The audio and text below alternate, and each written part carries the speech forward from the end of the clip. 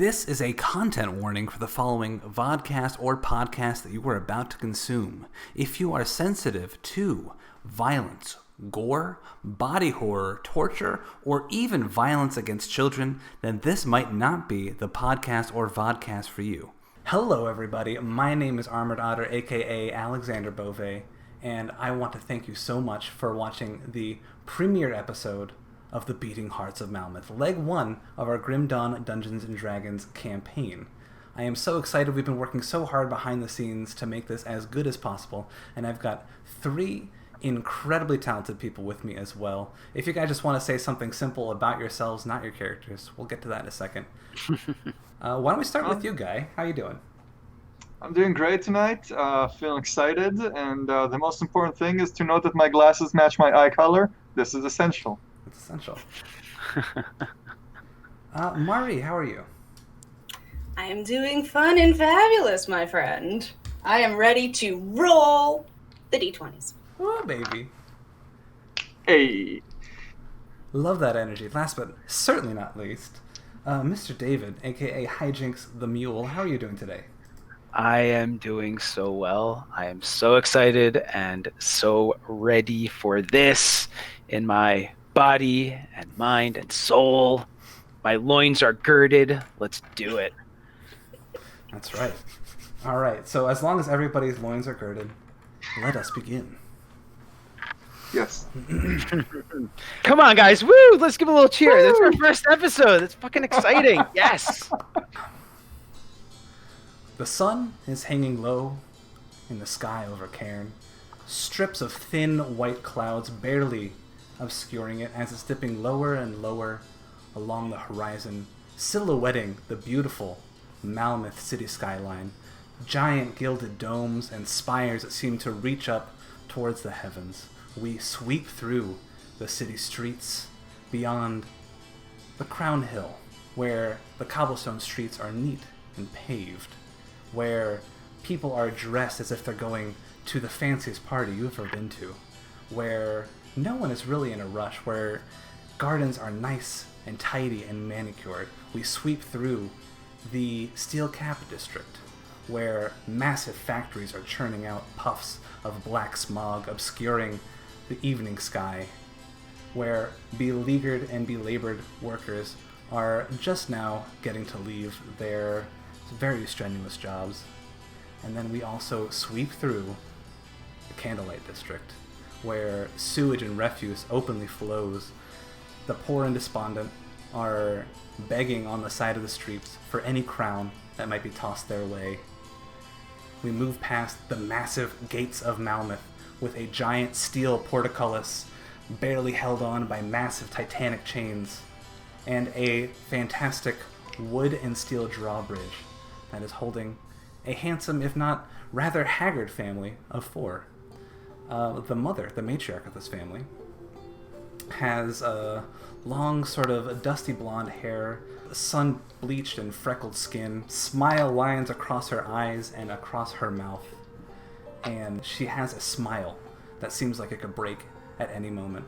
There's also a little girl, roughly age 9, who is wearing very utilitarian overalls, muted colors, and she's got blonde hair just like her mother that is in a very utilitarian braid hanging down the back of her head. And there's also a boy, roughly aged 4, with short brown hair, again, overalls and boots. But what's interesting about this 4-year-old boy is he is holding on to a big, fat hen. He doesn't know that it's a female chicken, but it is in fact a female chicken, and he is lovingly stroking his pet chicken as they are plodding along. And, of course, there is the patriarch of this family. David, would you mind physically describing your character for me? Sure. I'm Jeremiah, your standard farm man. Grew up, born and raised in the countryside. Worked outside my whole life. Not super tall, but, about 5'10". I've got green eyes, brown hair, but it is going on the gray side, hard life of work. About 29 years old, I think. The years kind of run together after a while. And we're here for a fresh start. ahead of you is the rather intimidating city skyline of Malmouth, sort of towering over you, consuming almost the entire sky. And compared to your farmstead, it is much more grand than you are used to. You are coming up to, again, that massive portcullis that I described earlier. The opening of this gate looks like a giant maw with great iron teeth. And you see a whole litany of people coming in and out of the city, filtering through traders, workers, the poor, and the downtrodden as well. And you see a smattering of guards sort of filtering people through. Tell me, how are you carrying your goods? Do you have a wagon, anything like that? Yeah, we've got a small wagon. I mean, it's really more of a cart, but don't tell my kids that. We fit whatever we could on after selling our farmstead, and took whatever we could, made whatever money we could before we left from our rapidly decaying farm, and just loaded it up and headed out. We've got our last horse with us. Her name is Tulip, and she's a good horse, a little old, but she's always served us well. And so you have your cart and Tulip and the entirety of your family, and you approach these gates, and you see a few guards, and they sort of wave you over. Sure, I go over. You see there's about 3 of them. One of them has a large rifle slung on his back, and the other 2 just have blades at their side. Go, random cart inspection. What are you bringing into the city today, sir? Whatever's left of my farm, officers. I've got some clothing, some small bits of furniture, a little bit of food. Got a hen, some people, wife, kids. That's it. Yeah. You didn't happen to hear about the livestock fee before you came in here, did you? The livestock fee, huh? Yeah. Have I heard about the livestock fee? Give me a history check. Sure. Let's see. Oh, this is going to be great. Hey, okay, 17 total. 17. 18 on the die. This is bullshit. There is no livestock fee. I say, But you see the captain of this guard sort of gets uncomfortably close to you. Sure. I say, I don't know about a livestock fee, but I'm sure there's some kind of toll. He looks over to your family. He looks at what you've got, and he sort of accurately. He rolled a perception check, and he got a nat 20. Sure. First nat 20 of the game is something kind of mundane, but he does notice a rather fat sack of crowns from a freshly sold farm. So just so you know, you have 100 crown. Ooh, okay. Not a lot for a farm. This is more money than you've likely ever seen in your entire life. Yeah, definitely. You know that your farm is worth much more than 100 crown, but given the state that it was in and the fact that you had to leave in a hurry, you took what you can get. And he goes, yeah, that's right, we got a toll. 10 crown, you and your family can pass. Or you can leave the chicken at the gates, take the horse down to the livery. How about I give you 5 and some food? You can go ahead and roll a persuasion check for me. Sure. Oh, man, another horrible stat. Let's see. I got a 6 total. Yeah.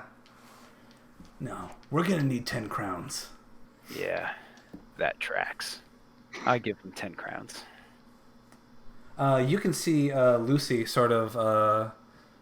you can sort of see that she's folding her arms even further and looking down at the ground, just sort of muttering to herself as you dig through your coin purse and bring out 10 crowns. The guard snatches it up and goes, oh, pleasure doing business. Enjoy Malmouth. I hop on the back of old Tulip and continue on. All Or right. I guess I wouldn't hop on her back, right? I'd lead her forward with the reins. Yeah, probably. Not many people would ride a horse through the city streets. You lead your horse and your cart through the Malmouth city streets. And again, immediately the smell of wet mud and raw sewage hits your nose. Go ahead and make a perception check for me real quick. Sure. Alrighty. Oh, geez. I got a 4 total. There aren't too many things that really stick out to you. You see some loose flyers that seem to be from a long since quelched uprising. When you see a few candles with arms as they're sticking together with a bright flame in the middle. But apart from that, you just haven't seen large-scale poverty and depression on this scale before. Right. That makes sense. But you know, before heading in, that there is an inn and a livery. And just so you know, a livery is a place that you can leave your horse and have it taken care of. It's a combination inn and livery. Sure. Further down. I did not know that. That is good to know. Yeah. Getting a little bit of information about liveries, learning stuff in a D&D The more you know. Yeah. And that's Staunton's Inn and Livery. You can find that just down the road. Great. We head there. You saddle up to Staunton's Inn and Livery, but you go in and this place has definitely seen better days. Mud is tracked throughout. There's sort of like rotting food scraps left about. A single woman is at the counter who looks like she runs this entire place by herself, and she looks, again, haggard and tired. And you get to your room. There's one large bed and two small beds. All of them have sort of like fraying edges and hay poking out from within, and the entire room smells like feces. But Of course. you live on a farm. I crack a window that probably doesn't help any because it smells just as bad outside. Yeah. If you were to guess, it actually makes it a little bit worse. Just a little bit more of the candlelight district smell seeps in through the window, and you see Annabelle sort of sit down on the bed and go, "Well, no, this is okay. We can do this. It'll just be temporary. Right. We'll find something better. We'll find some work tomorrow. Maybe we'll find a nice, decent housing a little bit further in the city." Yeah, I've heard there are different districts or something, areas. Maybe we can find something in one of the better ones. Or at least something better in this one if it comes to it. But I'm not worried. I work hard. You do too. We'll make it work. We always have. Make a perception check for me. Oh God, all these perception checks. Let's see. At least not intelligence or wisdom. 19 on the die, which comes to a 20 after my +1. All right. So you know your wife pretty well. Mm-hmm. She has always been a very happy-go-lucky optimist. You can tell that she does not believe a word that she or you are saying. She's hearing the words, she's saying the words, but she's not absorbing them. And she's sort of focusing on a single spot on the floor and just zoning out a little bit. As you can see, her loose smile just begin to slowly fade into a grimace. I sit down next to her and I just put my arm around her and just pull her close. I don't say anything. You hear from across the room your daughter Lucy chime in, says, "Not like you're going to do anything anyway. You're just a coward, Dad." Yup. Whatever you say, Lucy. You'll learn soon enough. You'll get older. It's all right. No, if I learn soon enough, if I get older and I become anything like you, I would rather not live. It's the same thing you did with Aunt Lithy, the same thing you did with those guards. You never stand up for us. I'm sure that's what it looks like. But if I didn't do what I did, you and your mother would be dead right now. She scowls at you. I say, yeah, that's right. The truth hurts. Sometimes just as much as being honest. Sometimes just as much as lying. Sometimes just as much as having the things you love ripped away. Unfortunately, I think it's something you're going to have to get used to. Jesus. Life isn't easy. It never has been. That's why we work hard, so that we can make something of ourselves and get what we need to get by. And if you don't, then you may as well be dead, Lucy, because there's nothing out there for you that's going to come for free, and you best learn that quick. You can hear Annabelle softly sobbing. Yep. And as your beautiful son Roland is just sitting by himself in the corner, petting his chicken. Good. And as we end on that scene, we're going to pull away, and we're going to swoop through the air, out of the downtrodden Candle District, to the beautiful Crown Hill. We see this massive, verdant green premises with a great steel roof and these wonderful French windows that are letting light spill in from everywhere, hedges that come to a perfect edge around the yard, and a perfect garden with rose bushes and all manners of flowers. And we see a humble, if not small, tombstone. And on that tombstone reads, "Here lies Evangeline Valmaris, taken from us too soon." And next to that tombstone, who do we see, Mari? Yes. So you would see a woman in her mid-30s with golden beige skin, wide-set hazel eyes, mid-length caramel brown hair, loosely curled and pulled into a pinned updo with some shorter strands framing her angular face. A smattering of freckles across the bridge of her straight nose and faintly across both cheeks. A pair of noticeable beauty marks near her lower lip and near the corner of her eye. She wears a fitted dress, darkest color you can imagine, blacker than black. Made of lace and decorative floral trim that just kind of billows around her as she's kneeled near the grave. As you are kneeling to the grave, you feel a light hand on your shoulder, and as you turn around, you recognize your former sister-in-law, Magdalene Valmaris, and she breathes deep and she goes, "Desi, listen, I said some things when last we talked that I don't think I mean. I thought about it, and if you had the opportunity to speak to your little bird again, I get it, she's special. I would have done the same thing. But the next thing I'm going to say is perhaps the most important thing that I'm going to say to you perhaps ever again. My mama knows."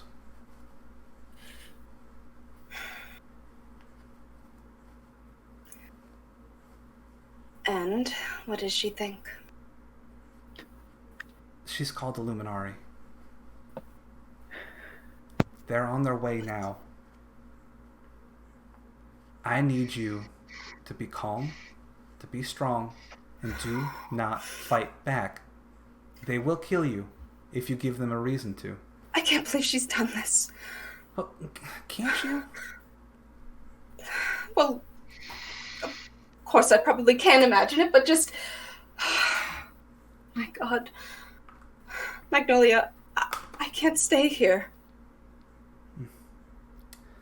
I don't know where to go. What would I do? I can't leave Calvin. He's just lying there in his bed, and I'm... Listen, she takes your hands in hers, and she holds them close, and she looks you in the eyes, and she says, "Calvin's going to be fine. I'm going to take care of Calvin for you. I promise." Will you? And as she's saying that, you peer over her shoulder to see Jahandra Valmaris sort of clasping her hands in front of you. She's got sort of darker hair with these elegant strands of silver strewn throughout as they're done up with dark makeup, and she's wearing the same sort of mourning dress as you are. And next to her, you see this gaunt gentleman with a black leather trench coat with a sort of golden trimming around the edges where the buttons are and the clasps are. And at either side, you see a pair of onyx black pistols.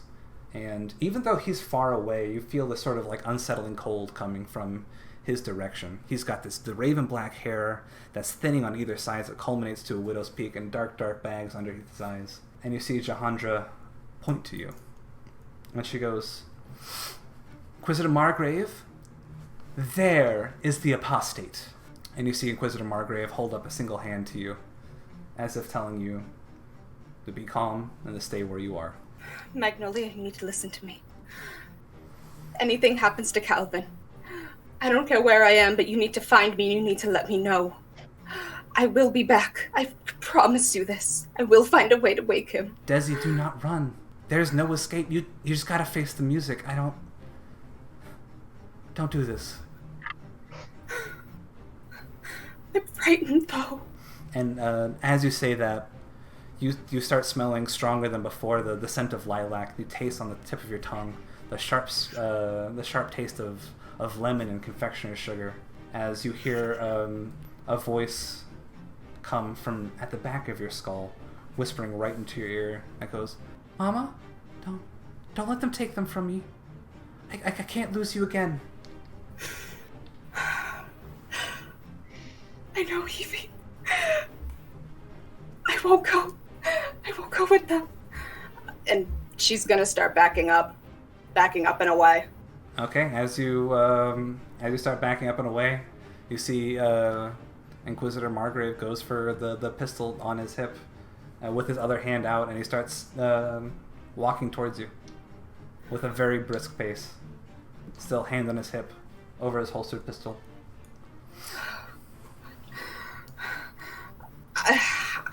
I'm gonna just take one step back and just hold a hand up and just say, please, there's been some mistake. You don't understand. He looks at you, expressionless, his eyes sort of half-cocked, drained of energy, and he goes,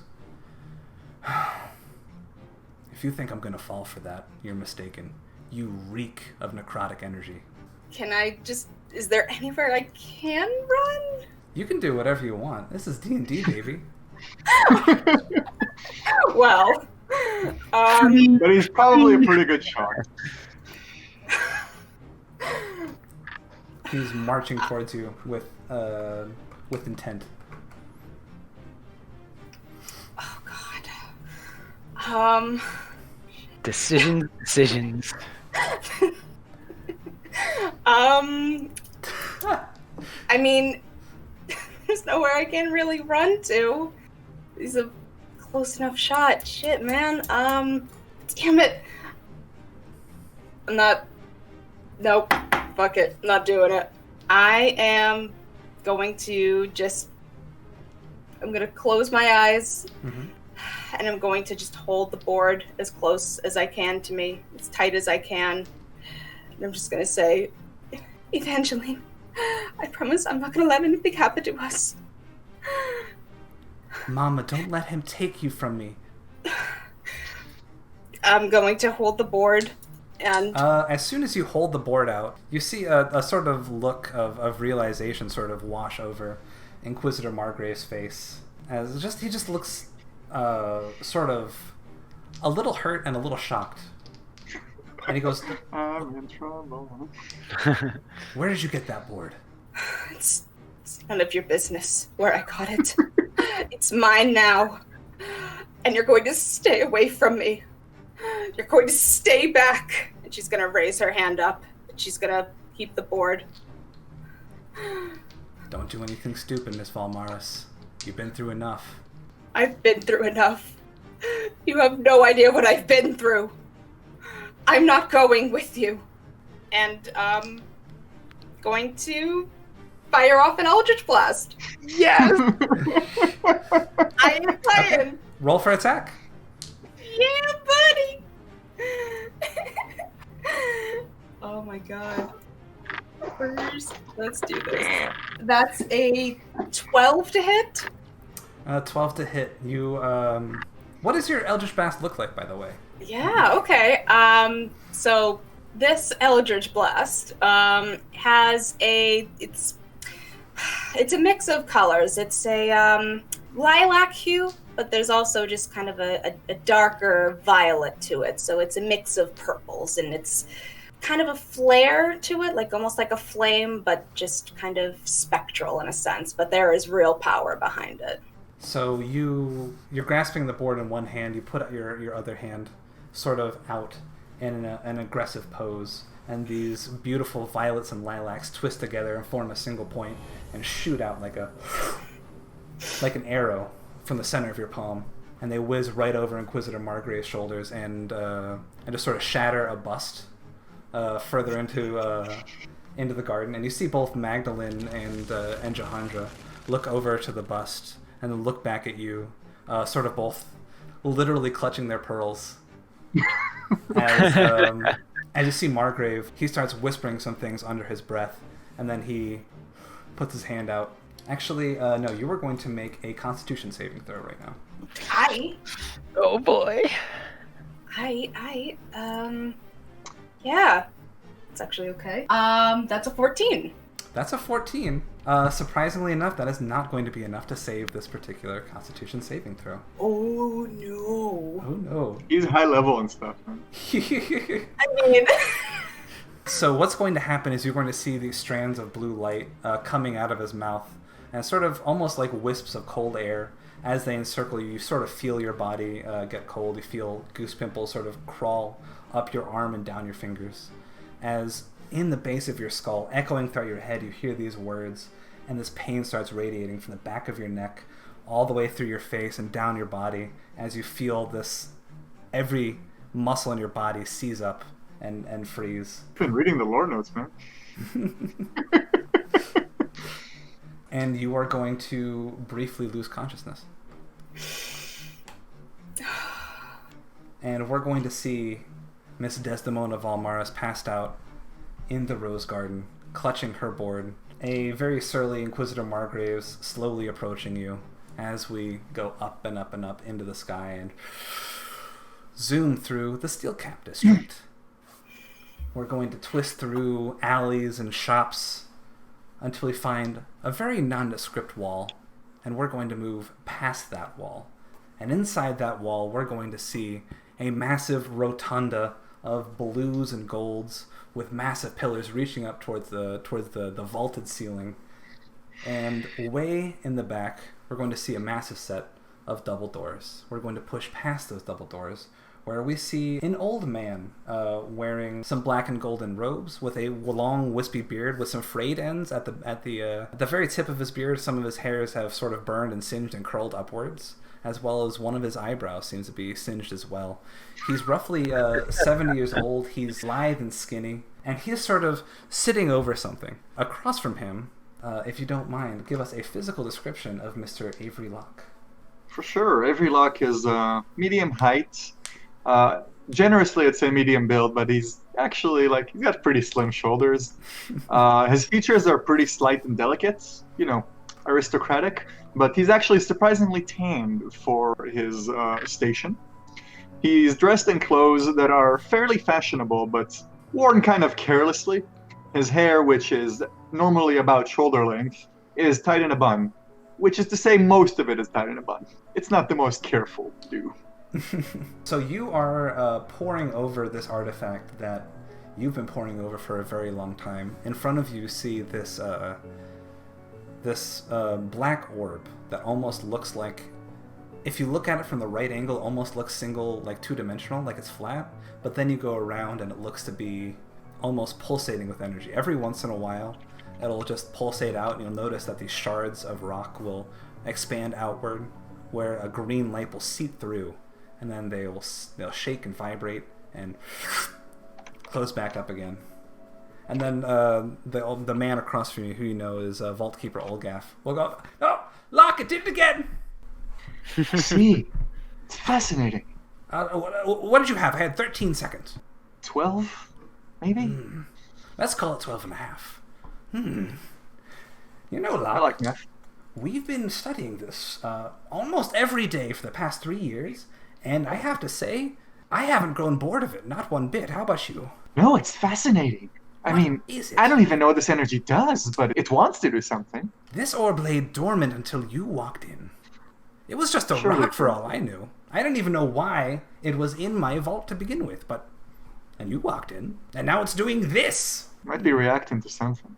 And then it'll vibrate out even further. Oh, what was that? I didn't keep track. 14.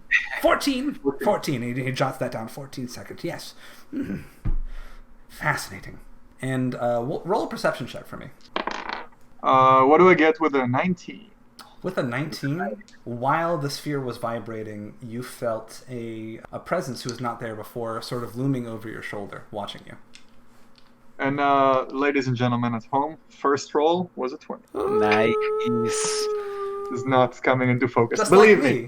Trust my first roll was also 20 to see if the guard could see Jeremiah's coin purse. That's a good 20.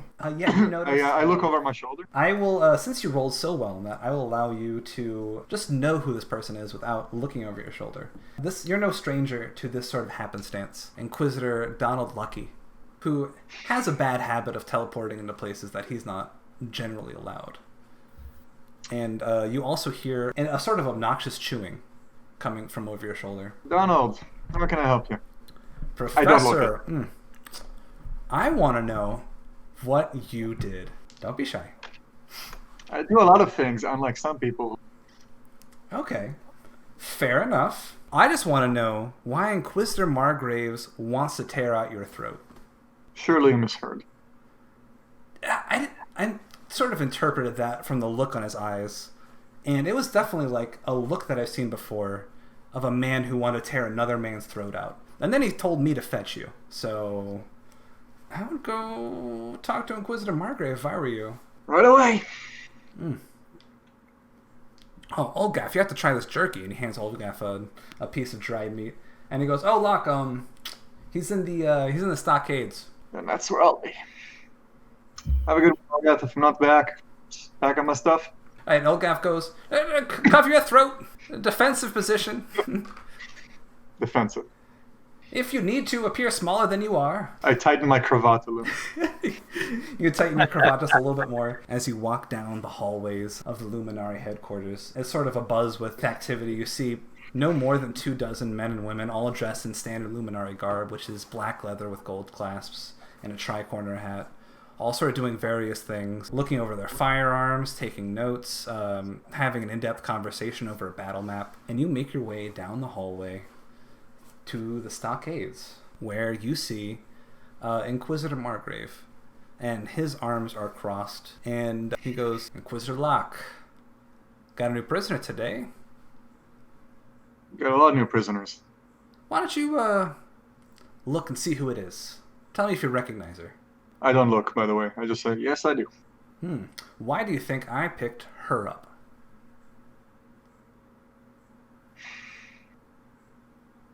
I imagine she was talking to ghosts. What a strange thing to say. Why would you say that woman was talking to ghosts? Because her daughter's dead. Because her daughter's dead. Did you have anything to do with a certain lacquered wooden board that she was clutching over the grave of her daughter? Do you want me to say no so you can be angry? Is that what you want? No, Locke. I want you to tell me the truth. I wanted you to tell me, to my face, Inquisitor Margrave, you made a mistake when you brought me into the Luminari. Inquisitor Margrave, you've made many mistakes. Bringing me into the Luminari was not one of them.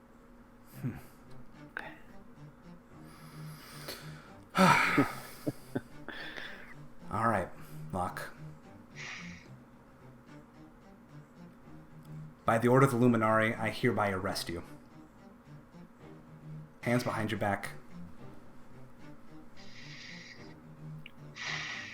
He twists you around and pushes you up against the wall as you feel ice clattering around your wrists and forming them together as he opens up the jail cell and sort of shoves you in.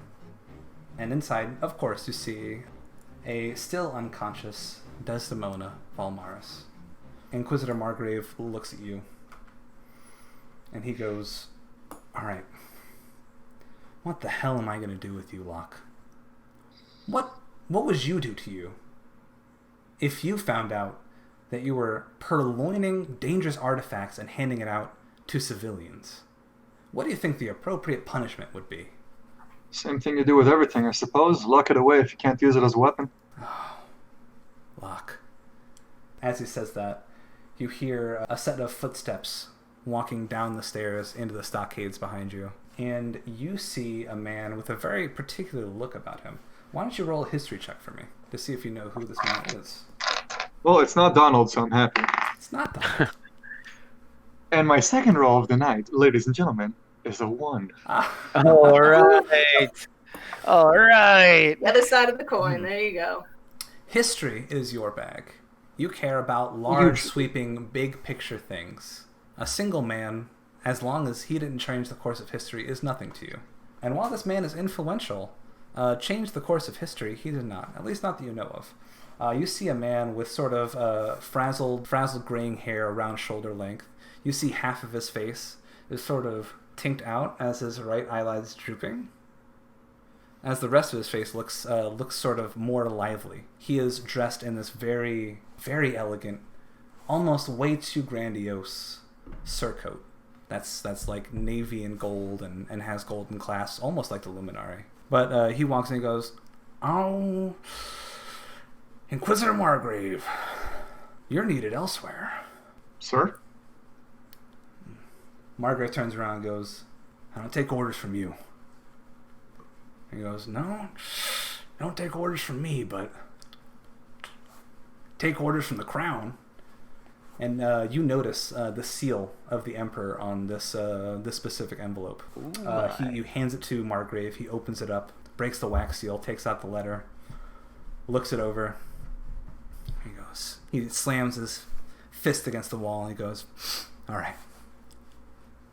Margrave does this. He takes out a gem from inside of his Luminar uniform, speaks into it. It glows softly with a red light and goes, "Lucky, come down to the stockades. You should look after some prisoners for me." And in a moment, the jerky chewing, blonde hair having, brush back, stupid look on his face, Inquisitor Lucky is propped up against the wall and he goes, "You rang, boss?" "Oh, you locked up Locke. That's funny. Is that wordplay?" Sir, I know we've had our disagreements, but I'm sure you could find someone else. "For now, the best punishment I can give you is having you looked over by Donald Luck." It's a death sentence. I'm needed elsewhere. Yes, sir. Luck, we're going to talk about this tomorrow. You're going to spend the night in that cage. Understood? Understood, sir. And he sort of furls his coat and storms up the stairs. And for a moment, this man, who you do not know his name, looks in the cage and goes, "Oh, how unfortunate for you. Indeed. Fish in a barrel." And he turns around and walks away. And he sidles one foot at a time, very deliberately with his cane, up the stairs. And at that moment, Desdemona are currently coming to grips with your consciousness. You don't know how long you've been out, but it's been quite a while. You find yourself sort of strapped up to a chair in a jail cell. What's the first thing you think? Where's the board at? Where's my daughter, basically? I would like for you to give me an Arcana check. Yee, okay. Okay. It's another 12. A 12? You can sense that the board is nearby. You can't pinpoint it exactly. Avery, you might have an idea of where this board is. Yeah, but I don't have much of a reason to think about it. You don't. So you two are in this jail cell together, and you see Inquisitor Lucky just sort of patrolling back and forth, taking a deliberate bite out of what seems to be like this never-ending strip of jerky. And it's this like salted meat snack that seems to be impossibly endless. And he's just, "Locke, what got you in the doghouse? Tell me everything. Dish." I was under the false impression that we help people. Oh, that's your first mistake. Clearly. I'm surprised we agree on something. That's another first. I think you and I have more in common than you'd like to think, Wizard Locke. Oh. Maybe on second thought. You eat meat? He reaches into the side bag and he brings out another piece of jerky. You look kind of hungry. I'm good. Oh, more for me. The lady you, might be miss? hungry. What got you locked up in here? You a witch? Apostate? I don't know what you mean. And I just look to Avery, just am very confused. Why is he on the other side of this jail cell with me? Give her an apologetic little smile. And on that apologetic little smile, we're going to pull out of this cozy little jail cell. We're going to look up at the night sky. Several hours have since passed since we began this exposition. The sun is now fully set. The moon hangs high in the sky. And we are going to Jeremiah and his family fast asleep. Until a loud bang and rumble almost seems to shake your entire inn/livery, and you are immediately jolted awake. What was that? See- I stand up and I run to... Did it sound like it came from inside of the building or outside of the building? It seemed like it came. It was a distant sort of thing, but Okay, I'll run to the window and take a look. oh, Jeremiah, what you see is horrifying. Maybe you didn't really register it before, but now that you're looking outside the window, you hear sort of some distant and some not so distant wails and screams. You see this coating of green fire that seems to be consuming almost every building, one by one. I immediately turn away. So before I can even register what else I'm seeing, I make sure that everybody else is up, which I'm assuming they are just from that loud bang.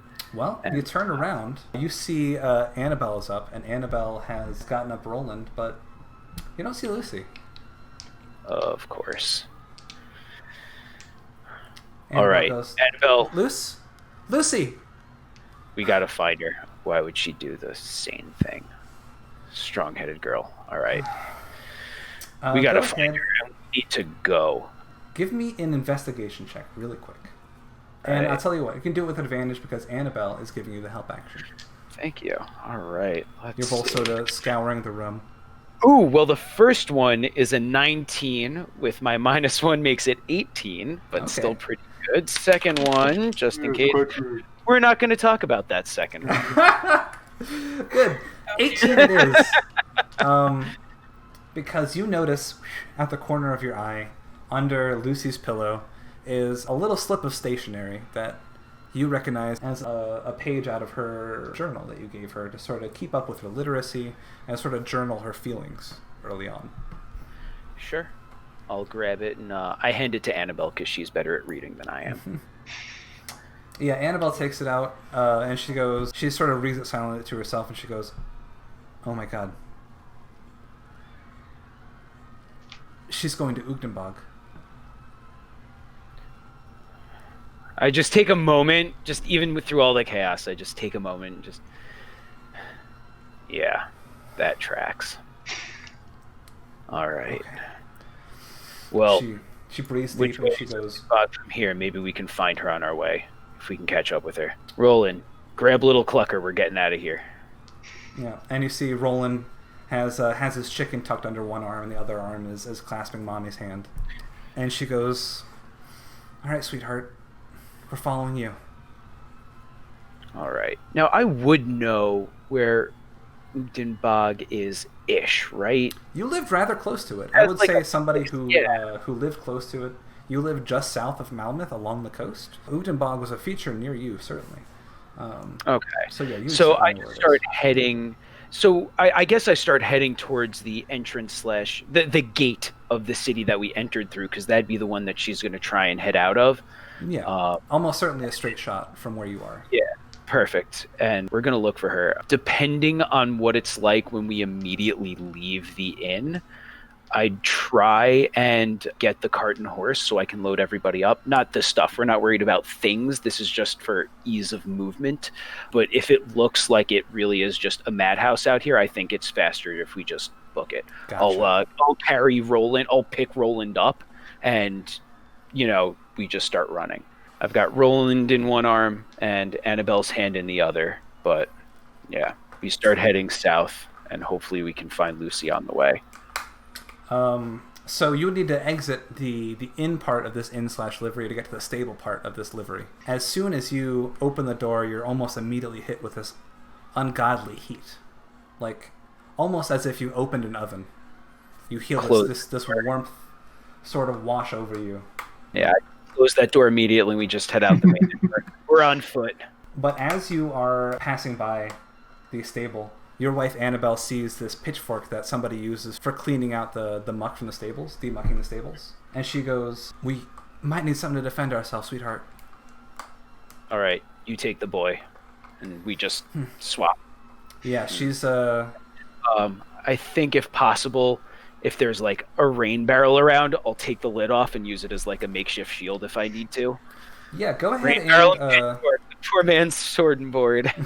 Would you be very mad at me if I asked you to make another investigation check? I would not. What would really? What would D&D I would be without this, right? Let's see. Nope, 6. No, Total yeah, 6. you find the pitchfork, even though it's got a little bit of horse dung stuck onto it, a little bit of hay. It looks nice and sharp, kind of surprisingly new. Probably nicer than the one I've had for a while. Right. Annabelle looks to you. All right, sweetheart. What now? We head south, and we keep our eyes open for Lucy as we go.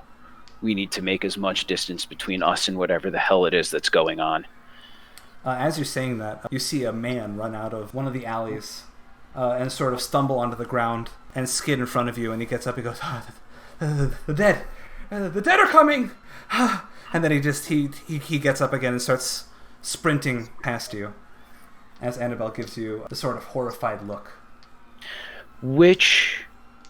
Now, quick question, lore question. Yes. Obviously, the dead roaming the streets is a horrifying thing, but is that something that has been heard of even in, like, are skeletons walking around something that has been heard of before, or is this an entirely novel concept? It has been heard of before, but I don't think somebody like you from your upbringing would really know about it.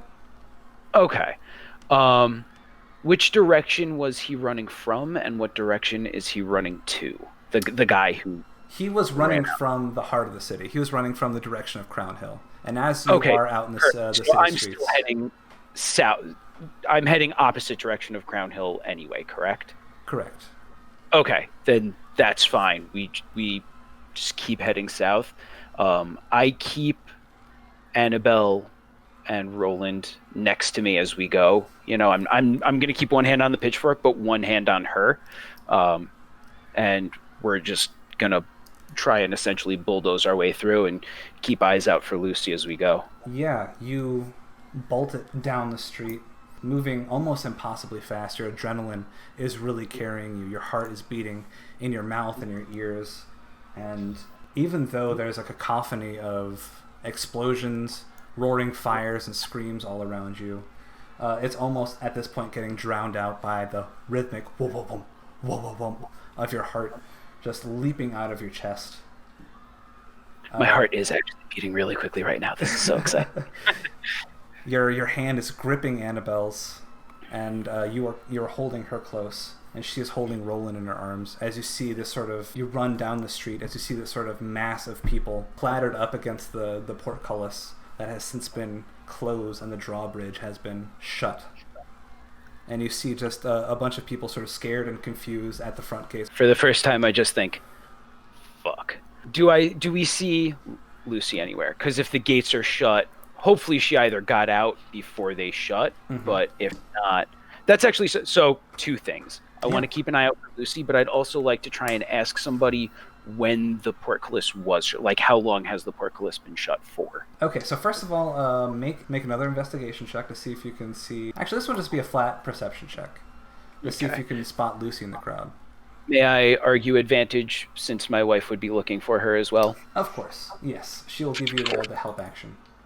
That's good, because the first one's terrible. Second one, not much better. 7. Cacophony and chaos.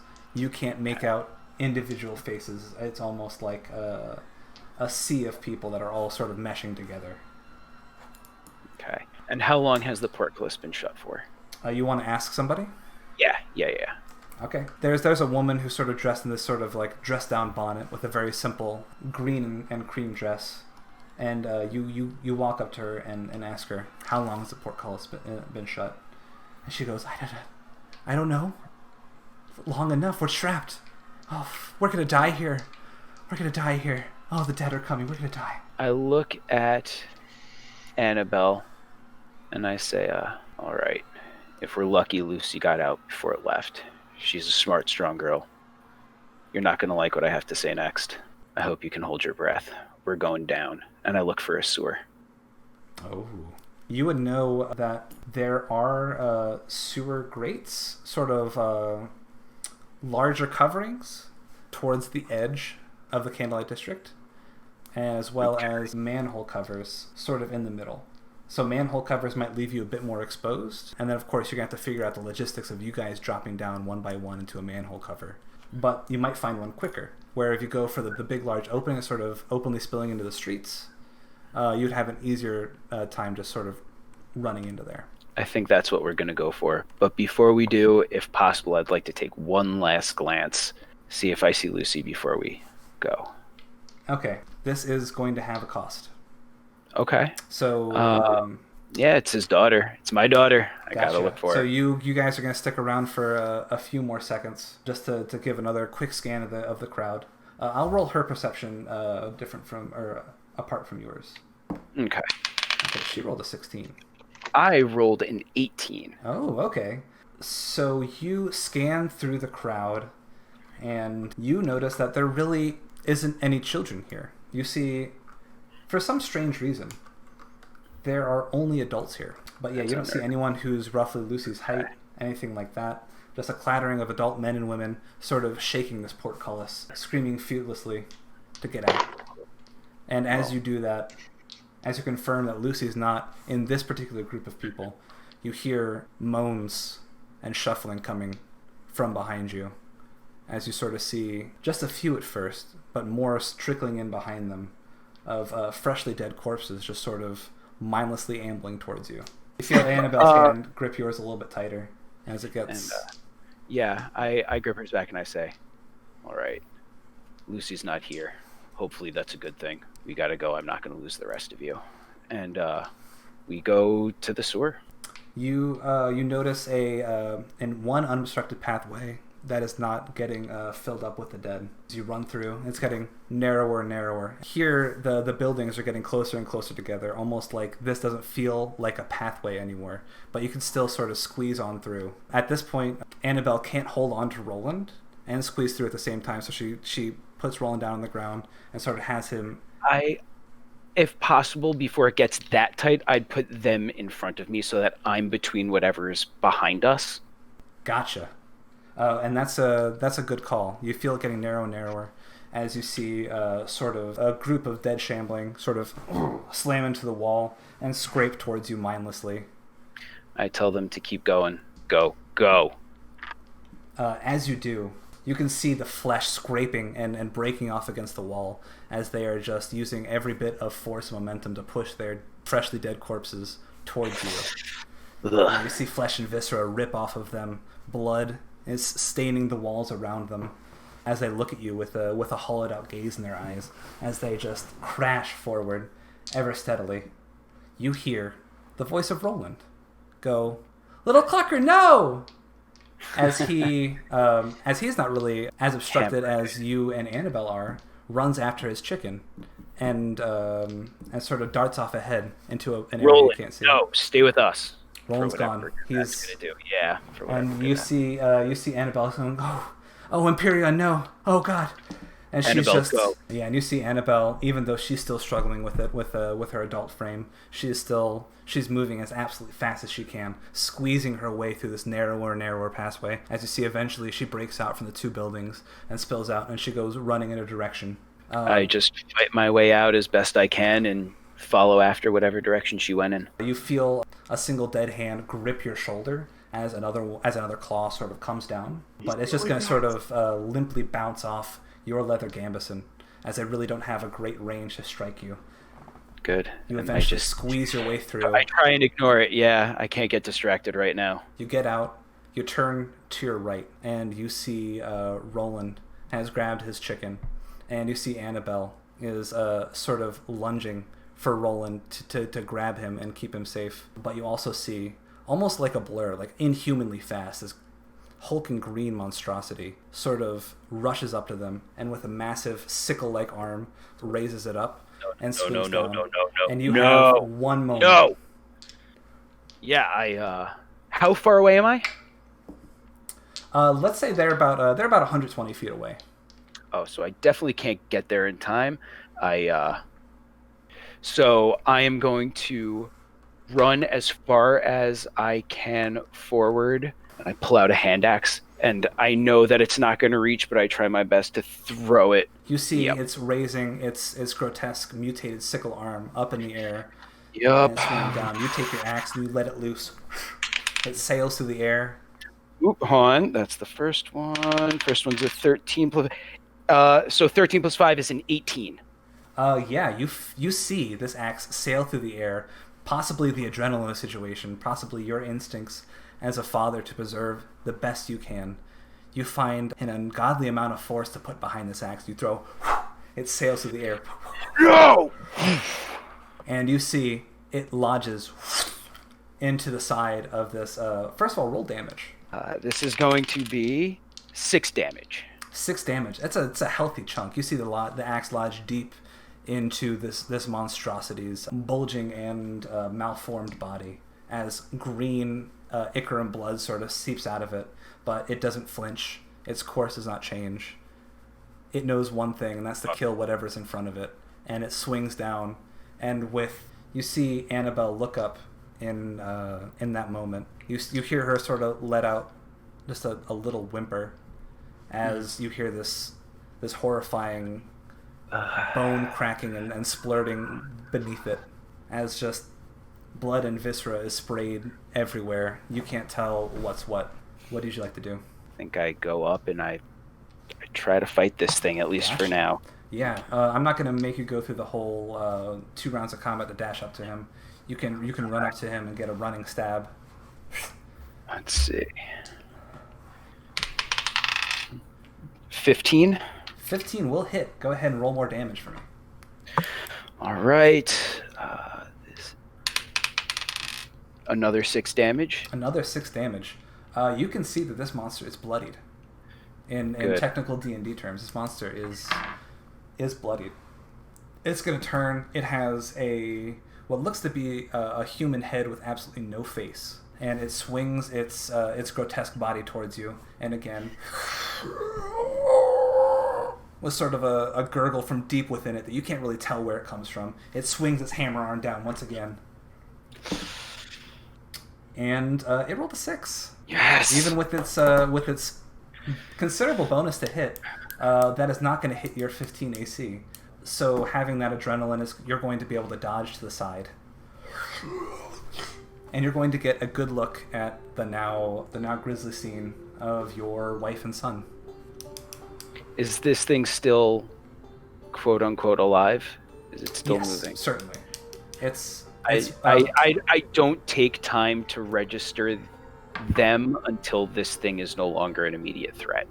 You see now, sort of in the center of this opening that you found yourself in, from all the different alleyways, corpse after corpse is sort of shuffling through, same hollow gaze, marching directly towards you. Since it happened just a few moments ago, you can see the splayed corpse of Annabelle cut clean through, and you can see Roland, just 4 years old, arm severed, gutted from the inside out. You can tell he is actually still sort of gasping and looking around.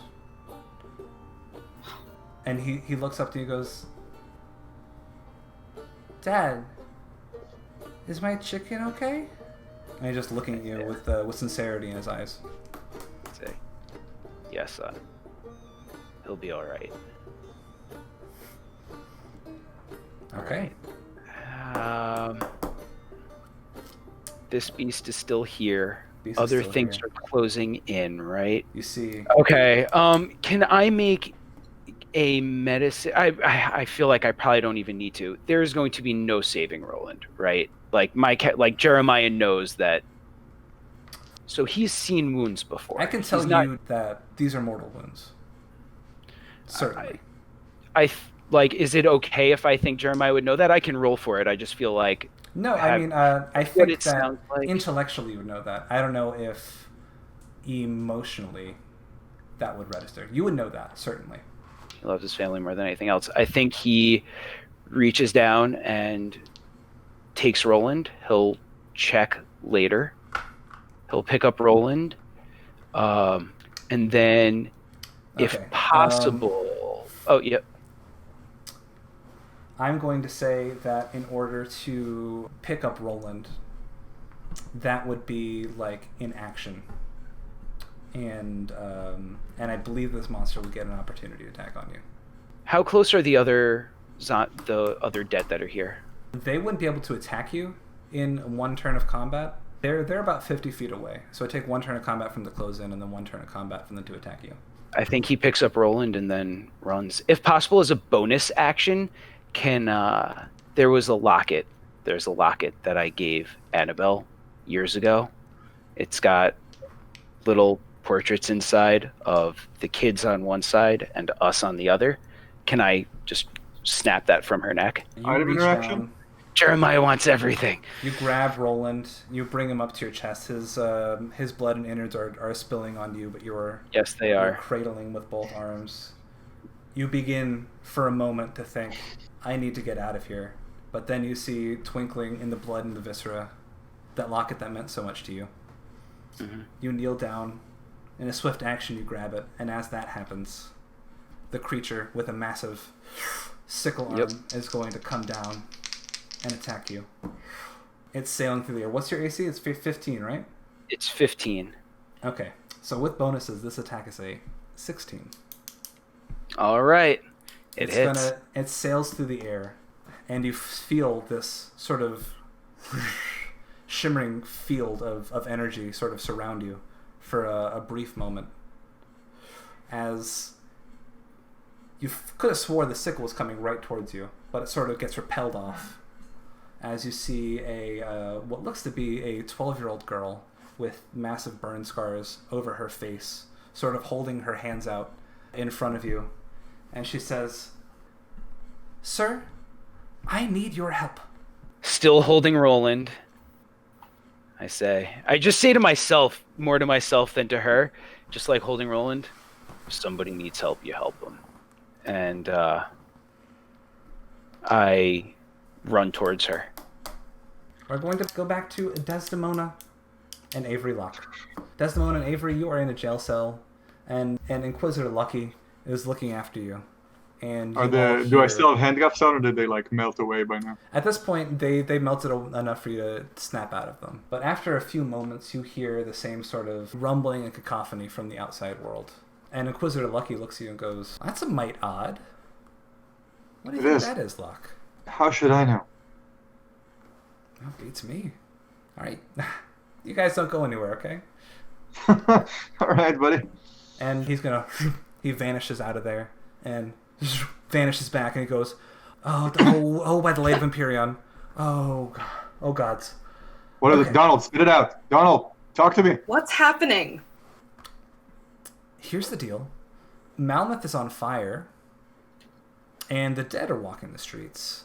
Let us out. I don't think that we're Inquisitors anymore. I think it's every man and grieving widow for themselves. So good luck and bon voyage. And he takes out his little key ring, clicks open the jail cell, and vanishes out of there. At least he wasn't the... Could have been a worse person. That's exactly what I was thinking, actually. He has zero loyalties, apparently. So Right. you guys are sitting in this luminary jail cell. Door swings open. Stairwell leading up back into the luminary main facility. Avery, let's do you get out know of how to get out of here? Yes, I work here. Yes, let's go. Wait, we can't is it? leave just yet. I need What the is it? board. Who took it from you? It was the Inquisitor, Margrave. Is there I like don't an know what it evidence is. test kind of thing around here or something? You would know that enough time has passed at this point that that board is almost certainly back in the vault. I'm sorry to bother, but I need her. You guys Follow me. walk up the stairs, and you're back now into that empty rotunda once again. Normally a buzz with activity, but not a single soul is there. But in this area, it's almost like the sounds of the outside world are amplified around you. You hear distant screams and explosions, and you even catch the odd whiff of burning flesh. Alright, I want to find myself a nice luminary pistol. Yeah, go ahead and make an investigation check for me. Sure. Do it with advantage since you know this area so well. Alright. With advantage, we got ourselves a 21. 21. Yes, you find yourself a nice, serviceable luminary sidearm. Okay. Nothing special, but it's just exceptionally well maintained. Sure, I just throw like the belt around my my clothes. Just Yeah. put it on. You've got your pistol. You've got enough ammo to last you for at least a few fights. Alright. Vault's this way. Lead on. As you, I draw the gun and then I lay down. you do. Gun in front of you, leading the way. You find yourself at the all too familiar locale, the Luminary Vault. The doors are wide open. And that's... Olgath? In here, boy! I gesture Desdemona and get into the relatively secure inner part of the vault. Okay, and we're going to cut. Oh, come on. I know, I'm sorry. We're going to cut back to Jeremiah. At this point, this little girl is sort of grabbing you by the hand. Do you still have Roland in your one arm? Unless I know for sure that he's dead already, yeah, I'm hanging on to Roland. Go ahead and give me a medicine check. 19 total. 19. Roland's breathing has slowed down to a stop, and he is now limp in your arms. All right. I stop for a moment, and I tell the girl, wait. And whether she does or not, he stops. He lays Roland down, kisses him on the forehead, and just says, you deserved so much more. I'm sorry. And then I kiss him one more time, and I get up and I follow her. I can't lug a body around. She sort of looks at you with a mixture of like pity and almost like distant inquisitiveness. And she says, yes, let us continue. Then she explains to you, I know a way out of the city, but first, I need something. I'll do what I can. Help those who need help. I need you to bring me to the Luminary Vault. Lady, I don't even know what that is. That's okay. I'll know for both of us. And she grabs your hand and she hustles you down the street. This is going to be a long shot. Do you know a woman named Lithria? I'm sorry, I do not. Shit. And she's... All right. Yeah, we're running as we do yes, this. you're doing Aaron Sorkin walk and talk. And Would you it be guys, faster? I don't know if that's a reference that anybody gets. West Wing. I know people get it. I know in general it's like a common reference, but I'm not sure if people who watch this would get that reference. Is this girl small enough where it would be faster for me to carry her? You would think so, yes, but she is moving at a very brisk and surprising speed, and she is sort of pulling you forward with a undue amount of strength. Okay, then never mind. And she leads you further and further into the Steel Cap District, where she leads you past this sort of smoldering and burning factory. And the area is thick with red and black smoke that sort of stings your eyes and fills your lungs. And she goes, it's not much longer. We just have to go down this way. All right. As we run, can I still keep an eye out to see if I find Lucy? Of course. Make a perception check with disadvantage. Okay. Oh. That's going to be a big ol' 1. Not a nat 1. A 2. Oh, wait, no, actually, that's a 3. Sorry, I have a +1 to perception. A 3. With your 3, you find your daughter. She's safe, and she's fine. Finally. Third time's the charm. Oh, everybody. that's mean. No, That's right, it's D&D lower number for better, right? That's how this works. Yeah, the area is thick with smog and smoke, and she brings you down to this sort of nondescript wall at the end of an alleyway. And she says, breathe deep. This is going to feel strange. You inhale, you close your eyes, and for a moment your skin feels like it's tingling. All of your hair seems to lift up into nothingness. You feel a strange warmth all around you for a moment, and then as you open your eyes, you're in a different place. No burning bodies. You see this nice, beautiful-looking parlor with marbled tiles, great giant columns that reach up to the sky, and a massive rotunda with a 20-foot vaulted ceiling. Are we safe? Goes, okay, we're here.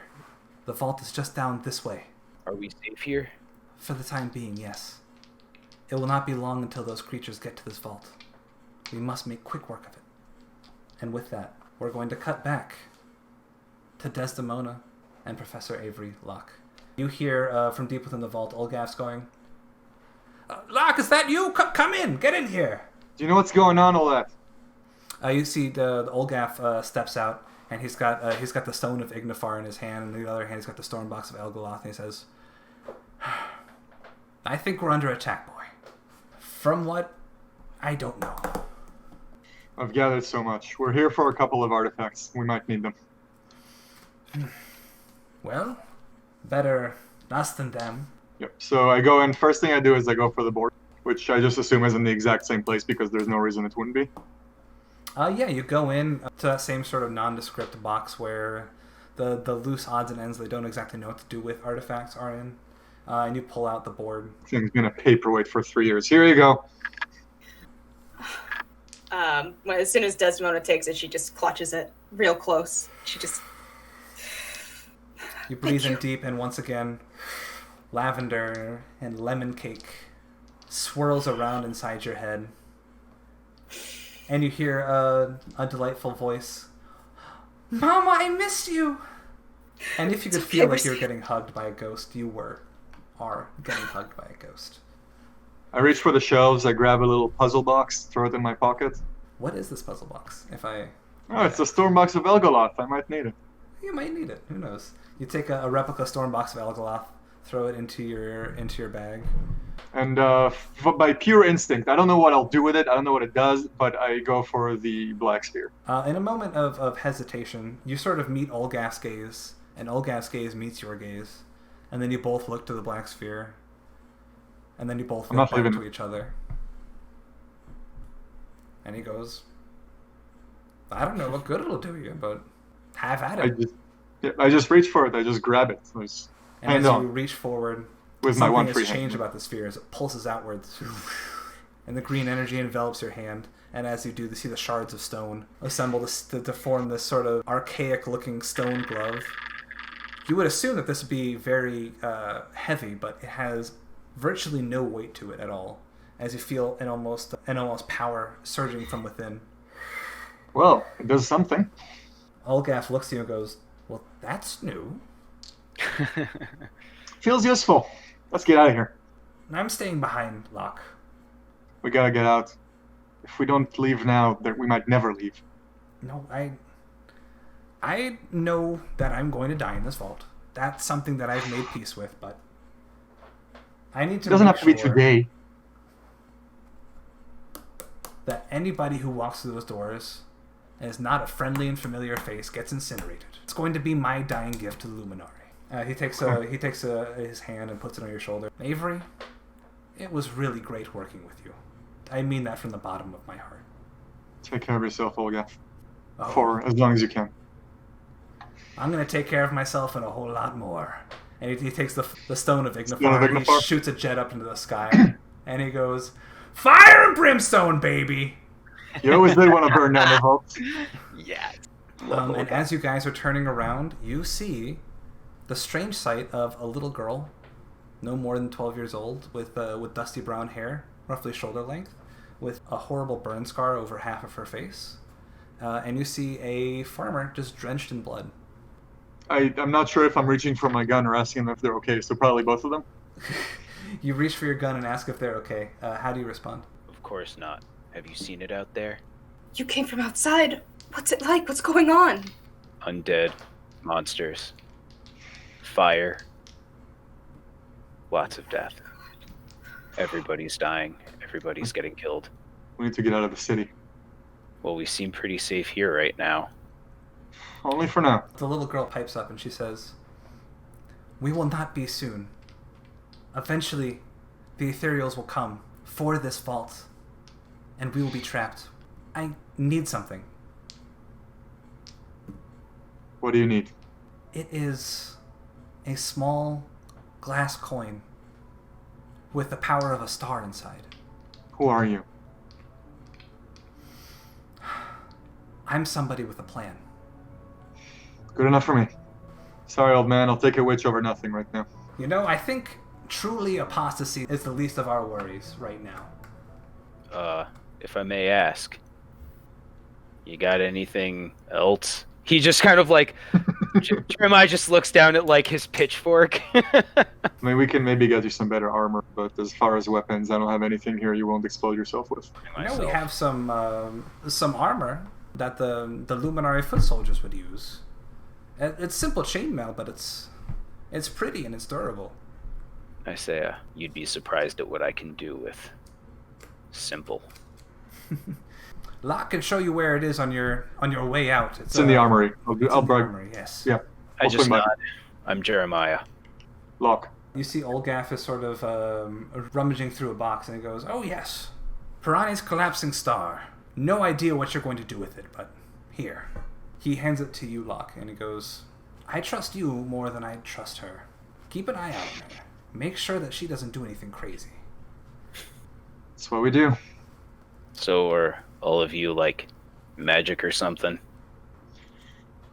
Quite the opposite. Let's go. Jeremiah, Lady Valmaris, Jeremiah. Hello. Hi. I led him to the armory. Cool. Yeah, you see an armory filled with sort of bolt-action rifles, pistols, sort of simple chainmail. Grab a gun if you know how to shoot one, and here's some armor for you. Do guns have the same stats as bows and such? Pistols are a hand crossbow, rifles are a two-handed crossbow. As far as stats go. Okay.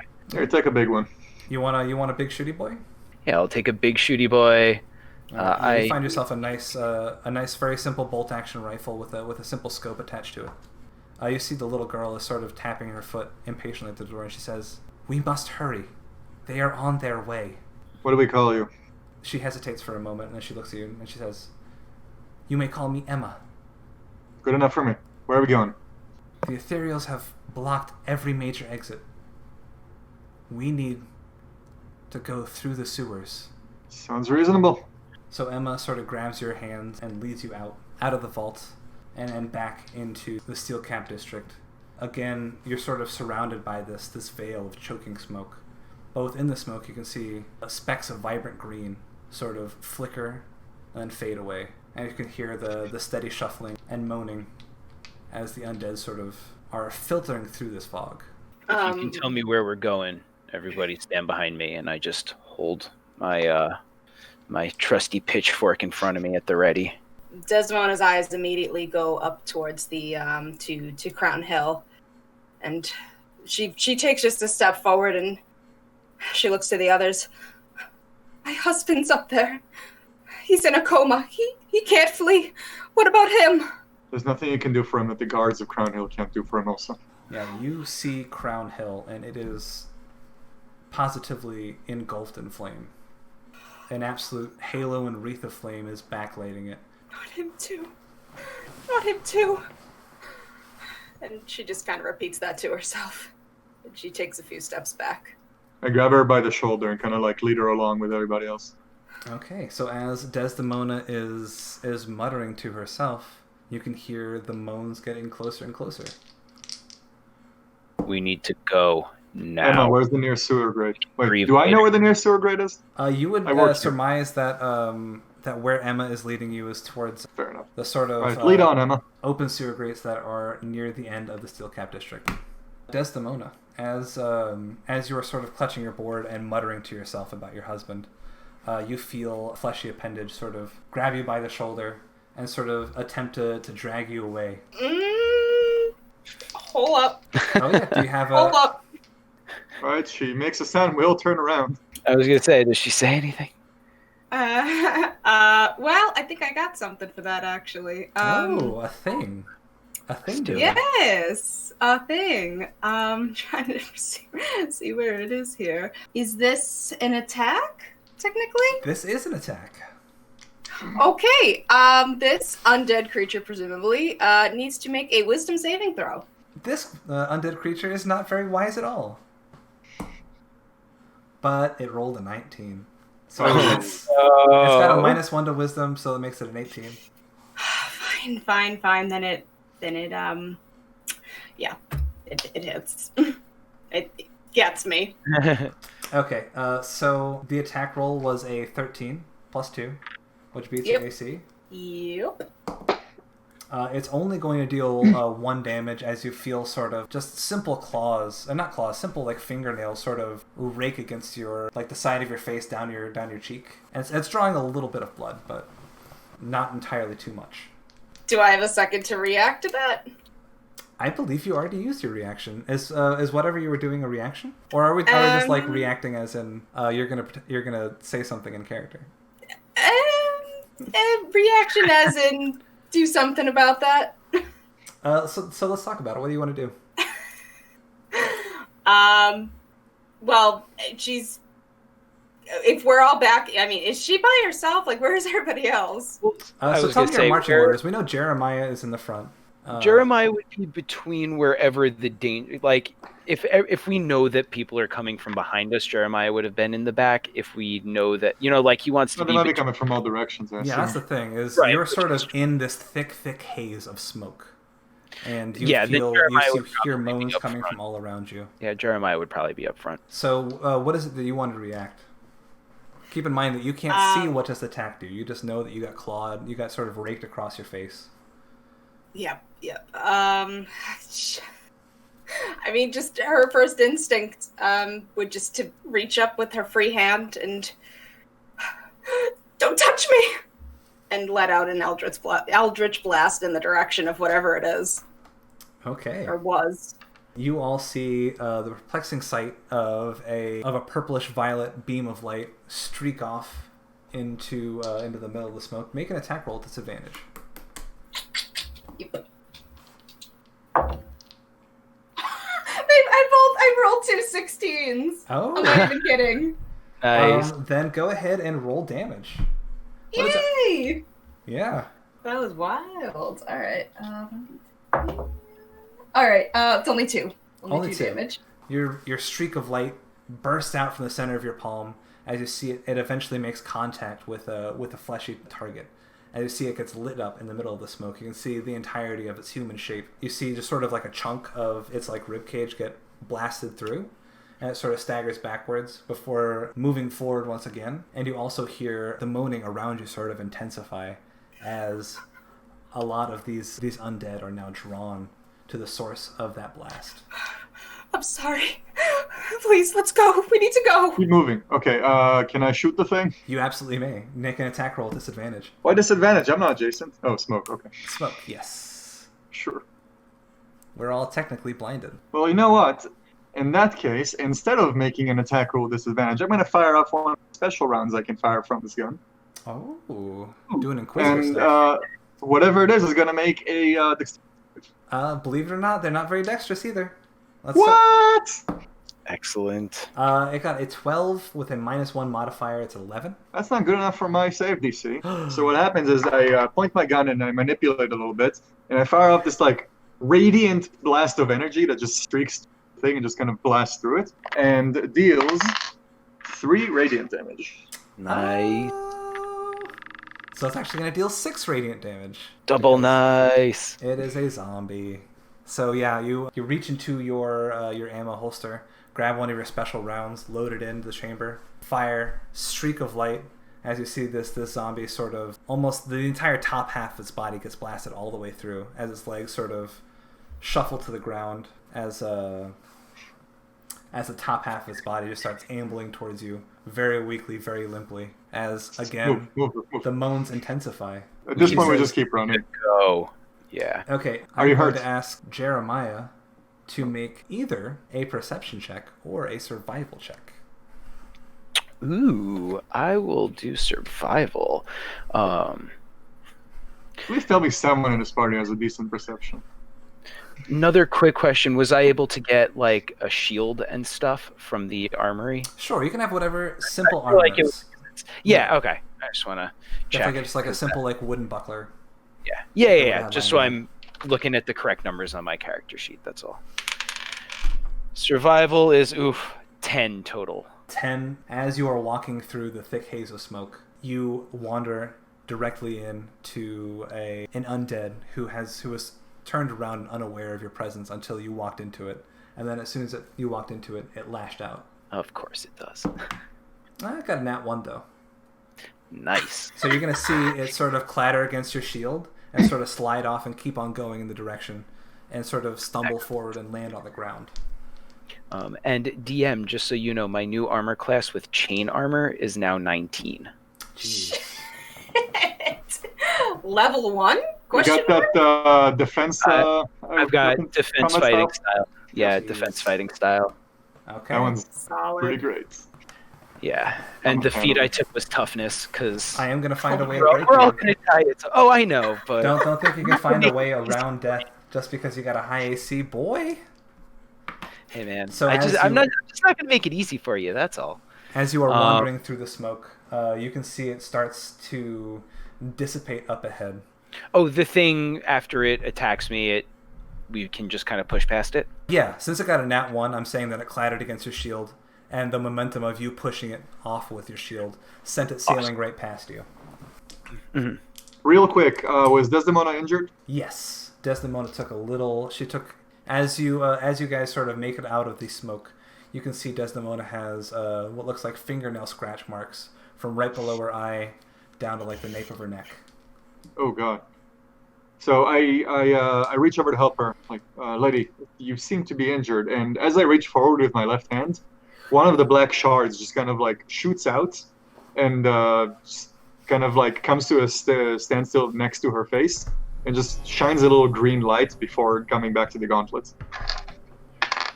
She gets back 1 hit point. Ooh, 1 hit point.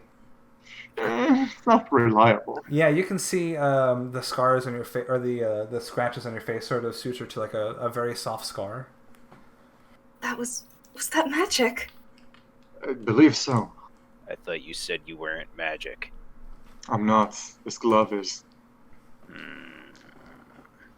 Is that not really the time for this? I guess not. I haven't had a problem with magic in the past. I just don't like it when people lie to me. I won't. Let's go. And and we push So you forward. clear through the smog. You can see ahead of you the open mouth of the sewer, but behind that is a simple closed gate, a sort of minor portcullis that differentiates between the edge of the Candlelight District and the edge of the Steelcap District. Meant to keep the poor people out, don't you know? Of course. Can I try to rip it off?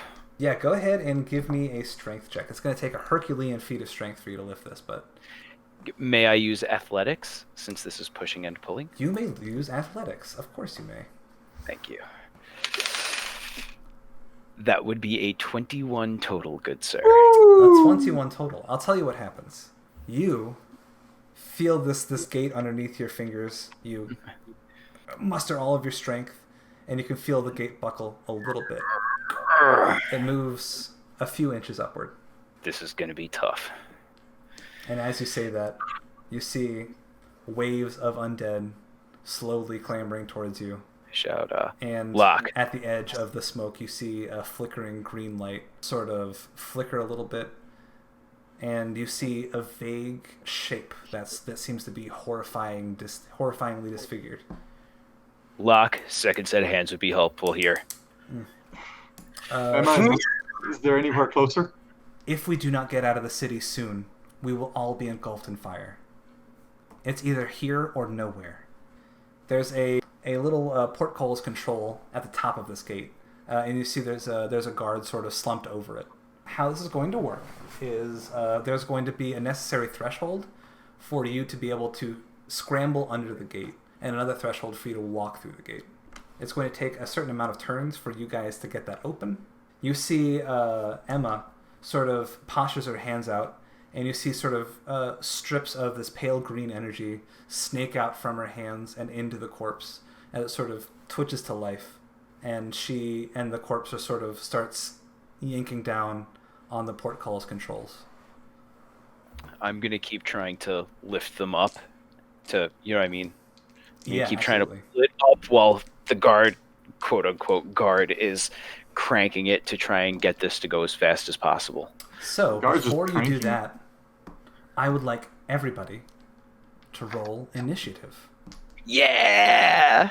That's a thing we do. I know. It's been a long walk to get here, boys, but we're here. Natural 20, my friend. Come that on, I is- thought I rolled well. That is a 21 initiative. Can you initiative for me? Guess who else got a natural 20, my guy? Get out! No, Emma? I will not get Emma? out. What is your initiative modifier? Mine's +1. I got a 21. Okay, so you're gonna be able to go first. Okay. Okay, so you see just on the edge of the smog. I got a 19. Oh man. So actually, let me get the initiative. We got 21. 21. Then we got my mystery thing. Then we've got Professor Locke. Desdemona, what did you roll?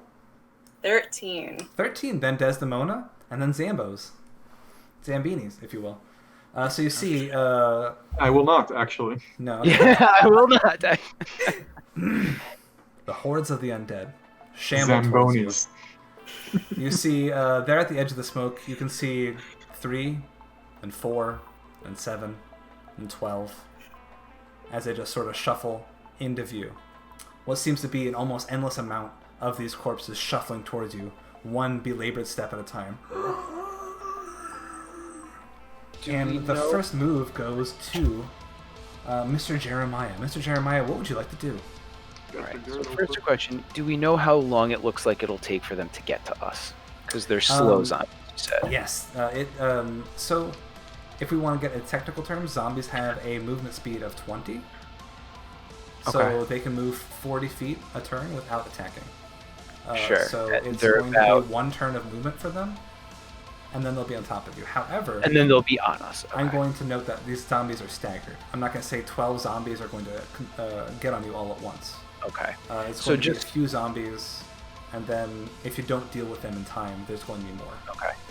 Alright, everybody. I'm going to give this one more go, and then you all get behind me and start filtering through the gates. I'll hold them off as long as I can. And I give it one more. Do an athletics check, my guy. Lift it up. That is a 13 total. 13 is not going to do it. You struggle under the massive weight of this iron gate. It seems to go upward slightly, and then buckle Okay. right back down to its previous position. Alright. And then I sigh, and I use my movement to get behind everybody else and put myself between everybody and the zombies. I Gotcha, so ready you- my shield. I ready my... I was about to say spear, but my pitchy fork. Your pitchy fork, still laden with horse dung. Yep. And I Pitchy just... fork is like Honest- statistically identical to a spear, right? Trident. But yeah, basically. Which is All also the same identical to a spear. attributes of it, I believe. And yeah, Jeremiah just takes a deep breath and just Where'd they go, Crawford? readies himself, just catches a whiff of that horse dung and just thinks about his farm. You have that That's what brief Emma did. moment. You close your eyes. You imagine what it was like whenever your plants were blossoming, your kids were happy, your wife loved you, and you worked an honest day every day, and it was a better time. And then you open your eyes and you're here, with a shuffling dead, ambling towards you, ever so slowly. And out of the smoke steps a horrifying disfigured creature, roughly 8 to 9 feet tall. It's got a crooked arm that's sort of perched up against its chest. Large green crystals are sort of jutting out of its malformed being as it steps forward, and glaring green eyes stare directly at you, Jeremiah, but you all hear this as it goes, "Your bodies will make excellent tools for the crafter of flesh." And then you see a ball of green light sort of pulses from its hands as strands of green flow into 2 of the nearby dead near you. And with an incredible amount of speed, they're going to move up to you and swipe at you. Neither are going to hit, however. You're going to stand your ground, clatter one off the shield, hit one with the butt of your pitchfork as it stumbles backwards. Is going to be Mr. Professor Avery Luck. About how far away is this horrific monstrosity? This horrific monstrosity is at the edge of the smoke at this point. So we've canonically we've said that this is about 60 feet from the portcullis itself. Depending on where you are, roughly 50. Okay, I think we're not worrying about attacking it. I think we're worrying about surviving until I'm looking at the grates open enough for us to get through. So, in that case... Sorry, whenever I look up a spell, I make Bane voices. Batman. Alright, so in that case, there's 2 zombies, like, right on us? Yes, you see there are 2 zombies that are sort of scratching at Jeremiah. Okay, so I will, I'm gonna shoot one of them. First I'm going to just, like, really concentrate and, like, take careful aim. And then I'm just gonna, like, blast it with some, like, special luminary ammunition. And that's a 19 plus whatever I have to hit. So Oof. You know that hits, baby boy. that's a 24 to Nice. hit. Damage is gonna be 10. 10? 10. Whoa! Radiant damage? Hell yeah. Radiant Force damage? damage. Force damage. Okay, wow. Hell yeah. You see Jeremiah, this one zombie is sort of draped over your shield, clawing near and near to your face, as over your shoulder, Avery Locke steadies his pistol, and with a single shot, blasts this undead straight through the head as it shambles back through the fog, and then falls to the ground. Nice shot. Thanks. Miss Valmaris, it is now your turn. Okay. How many zombies are in view? Zombies are East Coast people do say zombies. Some people do. I thought that was a myth. I say Zambonis. She says Zambies. It's a regional dialect from Utica, I believe. So you see there are the two zombies that this horrible monstrosity seemed to compel to leap out of the fog onto Jeremiah. And there are about 4 that are now sort of streaking into view. And you can see an endless amount of shapes behind it in the smoke. Would it be an action to turn around and ask Emma a question? No, it will not be an action. You can talk to people for free. Oh, thank you. That's the only thing I can afford. Action economy, baby. Action economy. You can talk to people for free. You can do 1 free item interaction. Then that is what Desdemona will do. She's just going to turn around really quickly and look towards Emma, who is seemingly controlling the body of a dead guard. Do you need any more assistance? Do you have that under control? You look to Emma, and you can see that she is sort of shaking and straining under the weight of her concentration. You can see sort of streaks of red blood trickling out of her nose and at the corner of her eyes. And without looking to you, she says, "I will be fine." Still far enough back where she's not in range or in combat or melee range, I should say, with any of the zombies. She's just going to, again, the board still in her arm, raise her hand up again, and she's just going to just say, "Evie, guide me," and fire off another Eldritch Blast at the big guy, the big crystal dude. The big dude. Absolutely. Go ahead and make a spell attack roll. We're gonna have to talk about your daughter later. No comment. Wow, okay, 19 plus 5, so that's math. You're rolling really hot today. Hey, that's what I rolled. High five. Yes. Streak of purple light shoots through the air. For how much damage? Ooh, 7. 7 damage. Nice. Hell yeah. Yeah, you see your blast streaks through the air. One of its large crystals that's jutting from its back sort of splinters and cracks off as it seems to mouthlessly, wordlessly shriek in pain inside all of your heads. As it stumbles backwards for a bit and sort of retreats into the fog. We've got Zim Zam Zombie's turn. Zamborino! So, I forgot to do this last time, but technically those zombies should have got a flanking bonus on you. So we've got 2 zombies that are currently on you, and Wait, I killed one. One Oh, zombie. that's right, one zombie. That is Excuse currently me. on you. I'm What am I, chopped liver? And you're going to see 2 more zombies sort of amble out of the smoke and surround you, as well as anybody who's in the back line. You see 3 more zombies shuffle forward and sort of start surrounding you, getting within striking distance on their next turn. First one misses. Second one, nat 20, baby. That's gonna hit. That's gonna hit for 6 damage. Oof. Ouch. All right. It was in your blind spot, so it reaches up and over your shield. Again, sort of scraps right across your neck. You can see these fingernails dug deep, deep, deep into you. And finally, last but not least, not going to hit. You back off and again take up a defensive pose. And then last but not least, you see Emma, again. The now reanimated corpse on top of the gate is going to... And you're going to see the portcullis slip up just a little bit more. Does it feel like any of us can fit on it yet? Not quite. It seems like it's very close for you guys to be able to sort of army crawl underneath it. Maybe 1 more turn. Let's go ahead and return to the top of initiative with Mr. Jeremiah. All right. Ba, ba, ba. Does it seem like all of the zombies are still focused on me for now? Yes. The ones that are right in front of you, yes.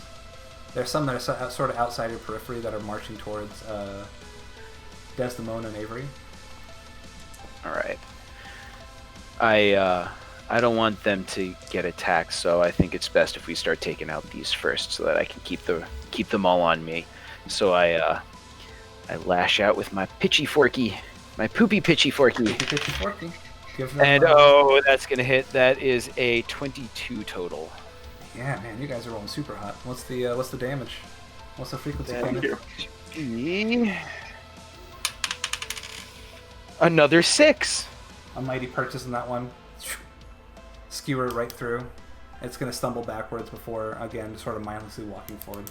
But it's a nice hit. You can tell that it definitely looks bloodied. Good. And then up next... Can I... No, if you've got more actions. Bonus action? Well, I'm wondering, can I take a bonus action to try and taunt the other ones into focusing on me instead of reaching around for those two? Yeah, give me a creative way that you would draw a zombie's attention to you. I think I've got all the blood all over me from my son, and I just shout, "Come on, you've taken everything else. Come get me. I'll take all of you on. Let's go." Let's call this an intimidation check. Cool. Let's see. I'm not very good at intimidation. Nope. It's a 3. 3 total. 4 minus 1. Yeah, it doesn't seem like your words really register more than Damn. just loud Alright. sounds around them. They're going for the nearest warm body. Alright. That is the end of my turn. Then once again, you see from the edge of the smog this time, sort of flanking you from the side, you see this horrifying crystal monstrosity as it takes its sickly arm, reaches forward, and again grabs a green ball of light and crushes it in his hands as 2 sort of errant missiles of green light sail through the air, one towards Desdemona and one towards Avery. What? Before that, though, Yes. this thing is undead, yes? Oh, Give me a perception check. Alright. It's an 11.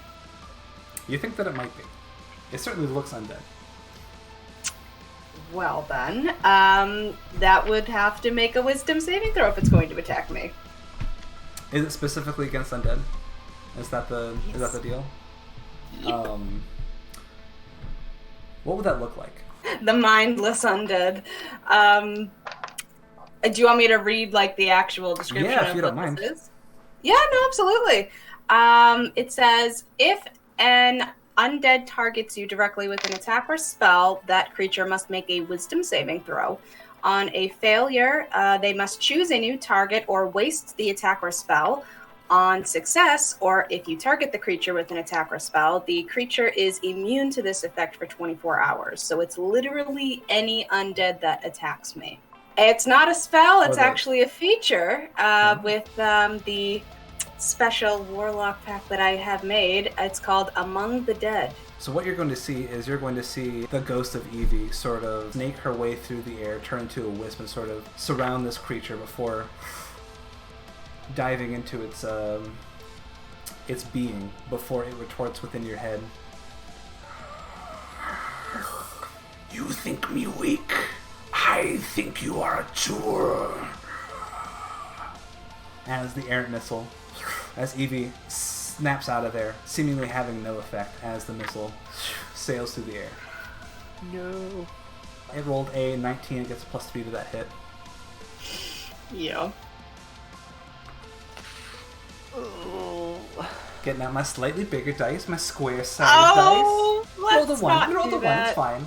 But it gets a +2 to that damage, so it's going to be a 3.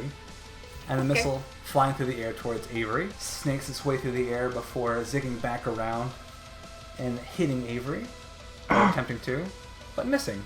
Sails right over your head and explodes against the wall. And then next in initiative we have young Mr. Avery Locke. Alright, so I'm gonna shoot the damage zombie. Go for it. I mean, a 9 probably hits, right? It does indeed. Yay! We Zombies got don't have a very zombie. good AC.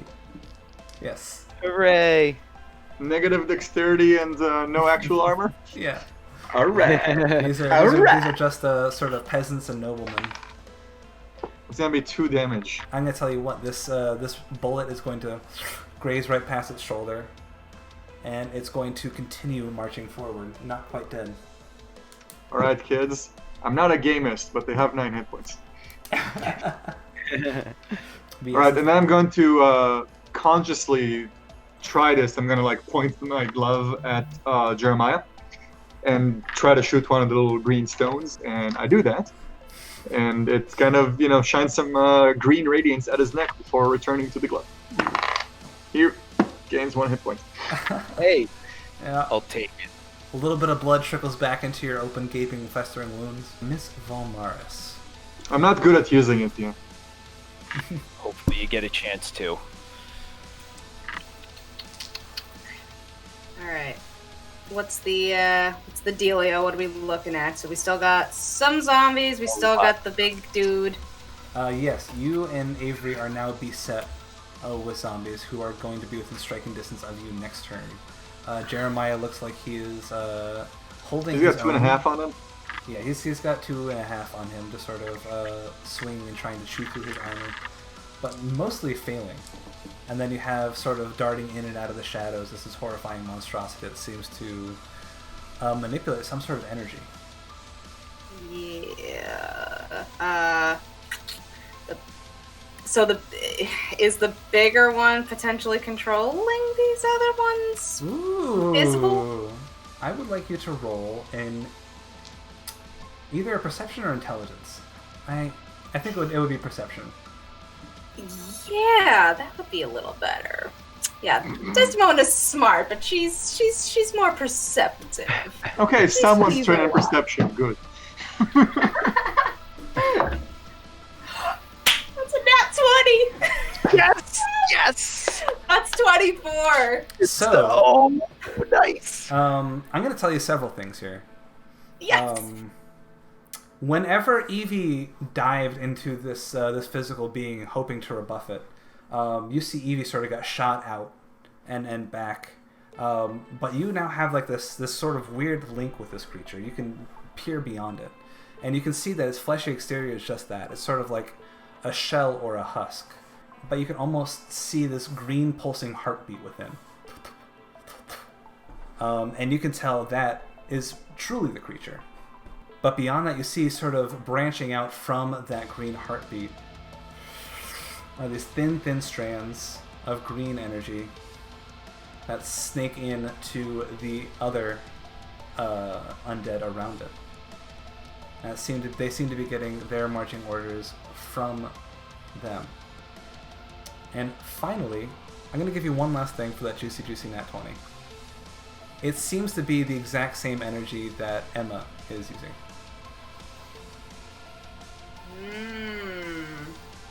Okay. Great. A very convenient nat 20 for me. Thank you. Okay, so then what we're going to do is we're going to do something a little special. Keeping her eyes trained on the sight of the faint green kind of glowing heartbeat from the creature that's kind of going in and out of the smog. Desdemona is just going to just kind of partially like dig her nails into the board that she still has under her arm and just feel the surge of just strange new arcane power flow through her. And just, instead of holding her hand out, the palm extended, she's just going to point at the creature. And we're going to do witch bolts. Ooh. And yeah, that's what we're gonna do. Let's see if this so what do we works. need to do? Is that an attack roll against me, or is that some sort of save? So I believe I just rolled. I think I'm looking at it.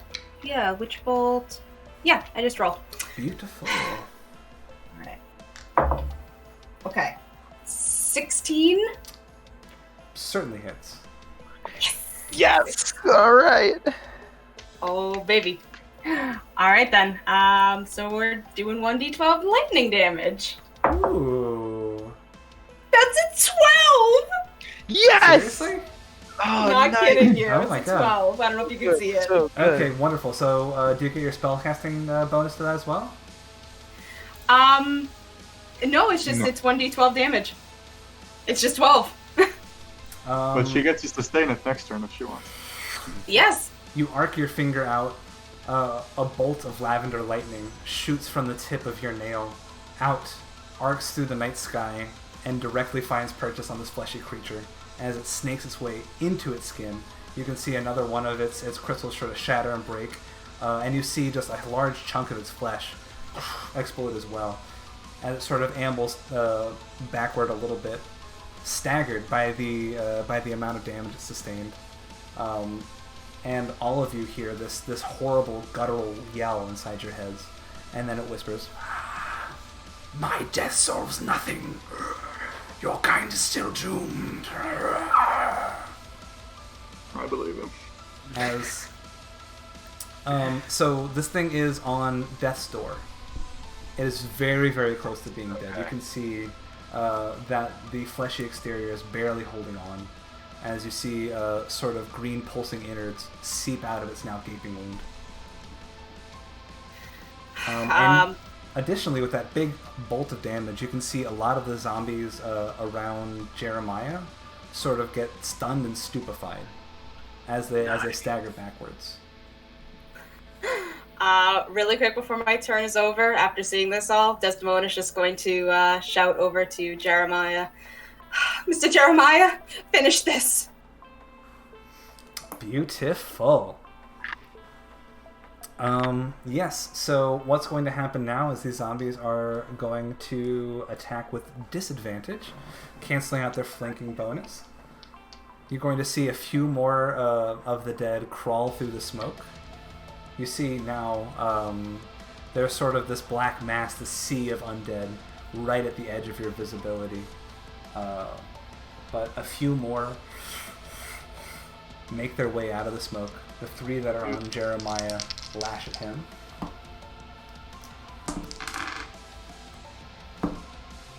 They rolled exceptionally well, but I don't think well enough. Don't scare me like that. Actually, no. Two of them are going to hit you. All right. Oh, I've got 10 HP. That's okay. The first one, take 2 damage. Second one, Okay.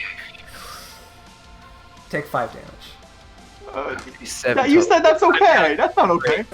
I'm down to 3. That's okay. I'm down to 3. I'm still alive. These zombies are going to tear through your armor. At this point, one of them is going to get a nice solid bite on you as it just rips out a nice chunk of flesh from the inside of your chest area. And the other one is going to, again, drag its human fingernails down your face, taking skin with it. As Jeremiah is looking incredibly bloodied. Yeah, Jeremiah looks hurt, but he doesn't look angry. He's gonna see his wife and kids soon. No, stop!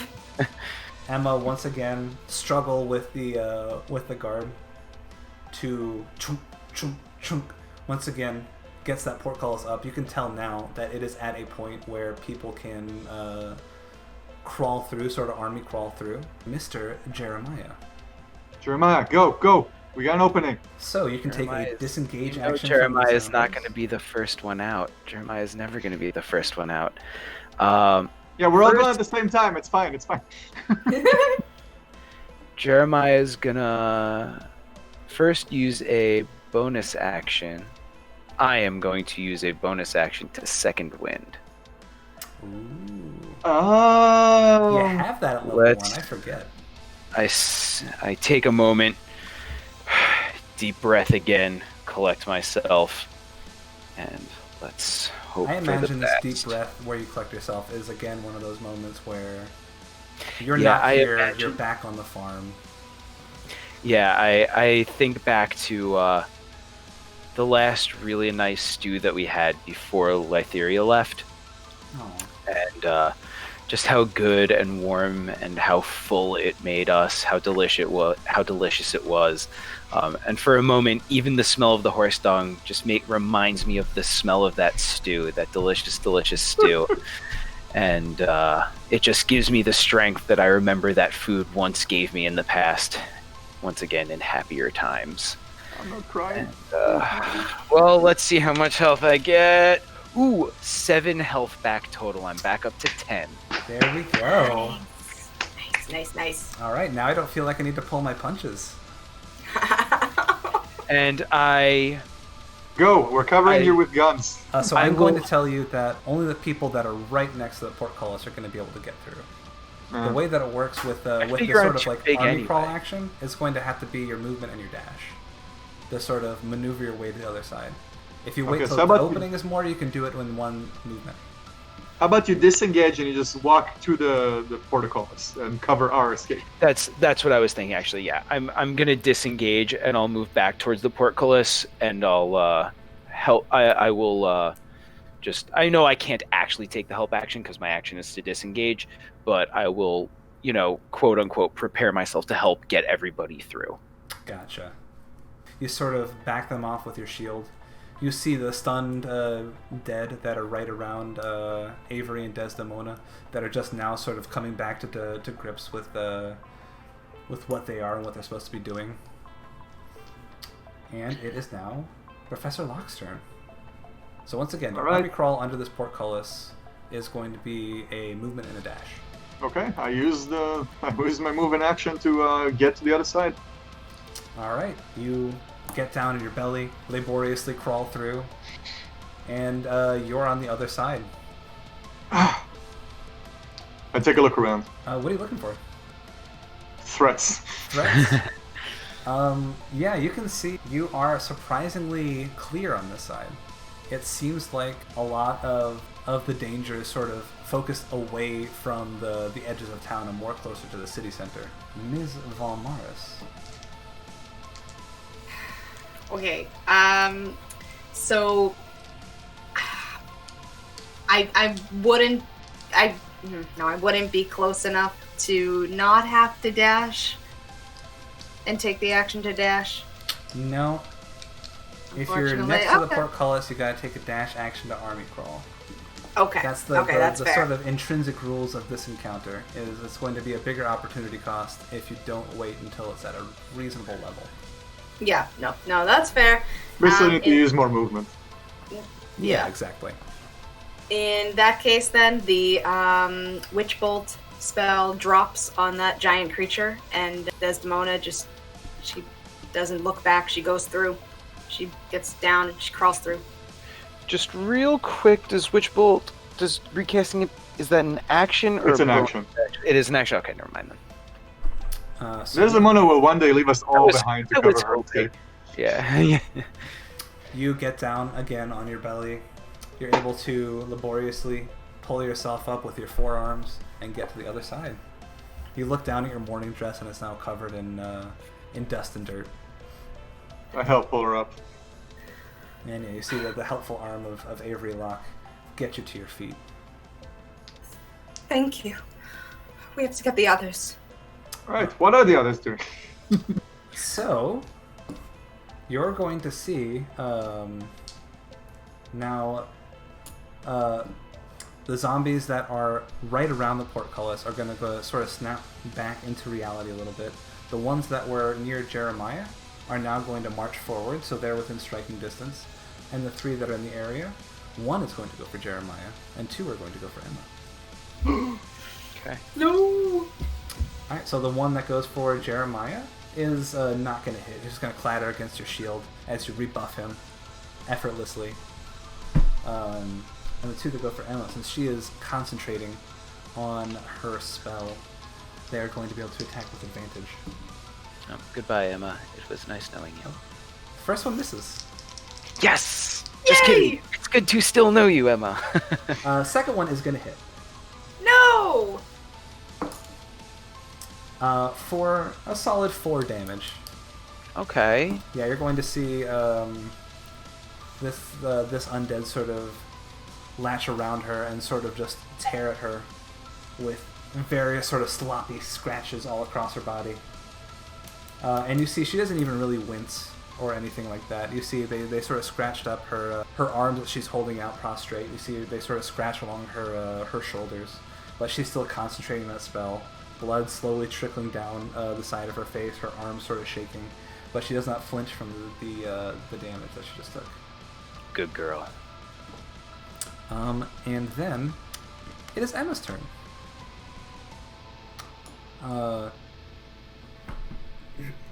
Emma's going to look to you, Jeremiah, and she's going to say, "I will see you on the other side." And then she can't take the disengage action to get under this portcullis. I tell you what, she's already sort of gone this far. You're going to see her sort of envelop herself in this sort of green energy as she disappears from where she is and appears on the other side of the gate next to Desdemona. And you can tell that she looks ragged and worn and burnt out, covered in her own blood, dripping from head to toe, just panting heavily. And then it is Mr. Jeremiah's turn. I will dash action army crawl under the grate. You do this thing. One zombie's going to get an opportunity attack here, but that's not an issue for you. No, it's not. Yeah, they rolled a 3. Huzzah. You're going to back up with your shield up against a zombie. You're going to rebuff it, and then just as quickly as you could, crawl under the gate. And you guys are home free. You see the wide opening of the sewer ahead of you. You see the dead sort of clamoring against the gate. It's going to take them a while, but you see one of them push their way under the gate as you guys are escaping through. You see there's just I'll very carry slowly filtering. Emma, since she looks weak and tired. I'll carry her. She sort of collapses in your arms. I'll take his pitchfork if he's carrying. Yeah. I think that's exactly what happens, right? Is she starts to like collapse, and I put an arm around her, and I just shout, "Lock, hold this, please."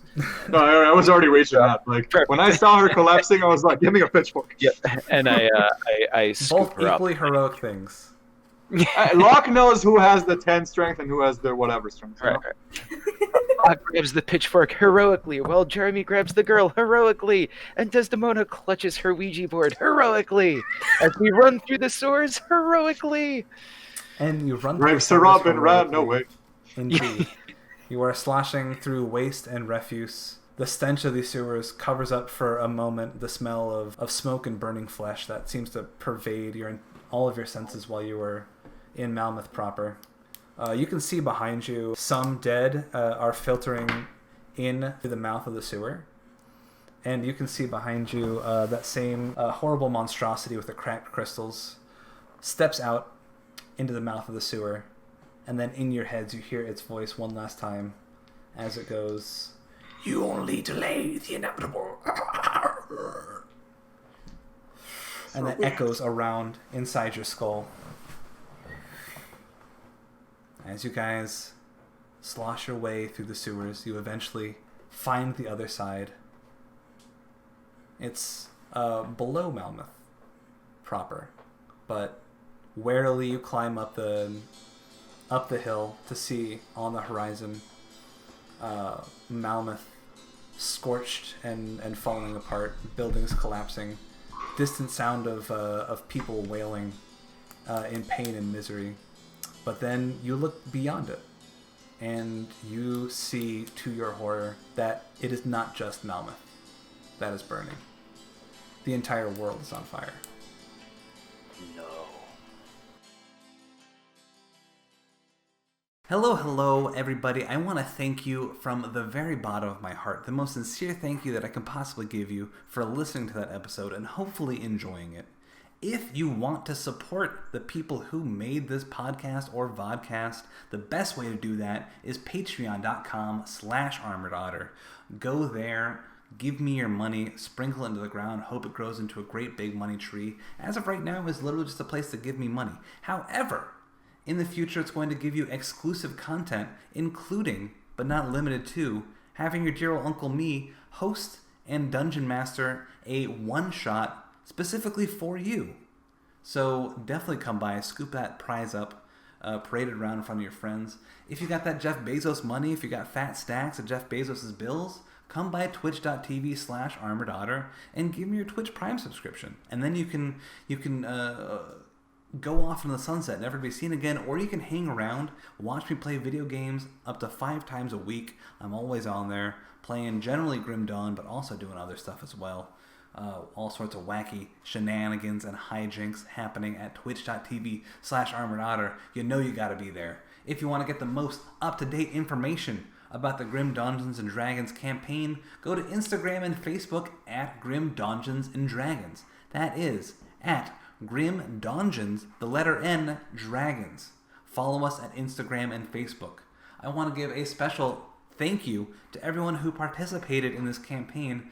Last, not least of all, is Hijinks the Mule, our very own David, who played Jeremiah.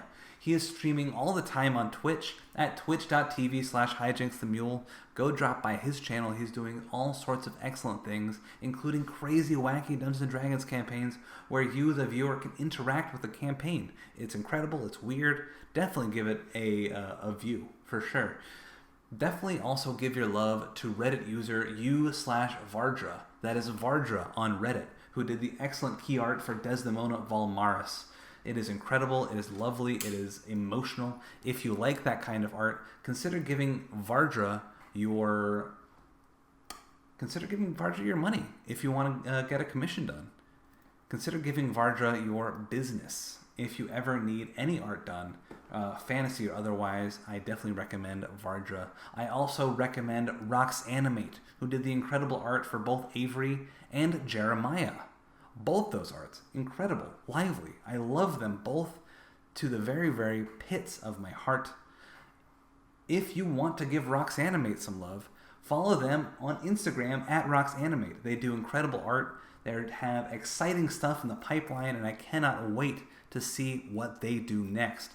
Last but certainly not least, check out Nebula Orionis, the excellent music composer who gave us permission to use some of their music, including the haunting melody that we opened and exited on. That's called The Ruins of Cairn, a wonderful, beautiful track that I love, love, love. They also gave us our battle music. They have Grim Dawn themed metal music on their Bandcamp page. That is Nebula Orionis. I've listened to the entire album that they gave me. It is really, really something else. Not generally a metal fan, but I do love this music. They capture the mood perfectly. So check out Nebula Orionis on Bandcamp. And as always, give your mom a call. She probably misses you. She probably loves you very, very much. And she was telling me the other day that she doesn't hear from you nearly enough. That's not fair. She's the woman who gave birth to you. I know you guys have a differing of opinions sometimes, but hey, go swing by, have dinner with her. Anyway, you're beautiful. I love you. I'll see you soon.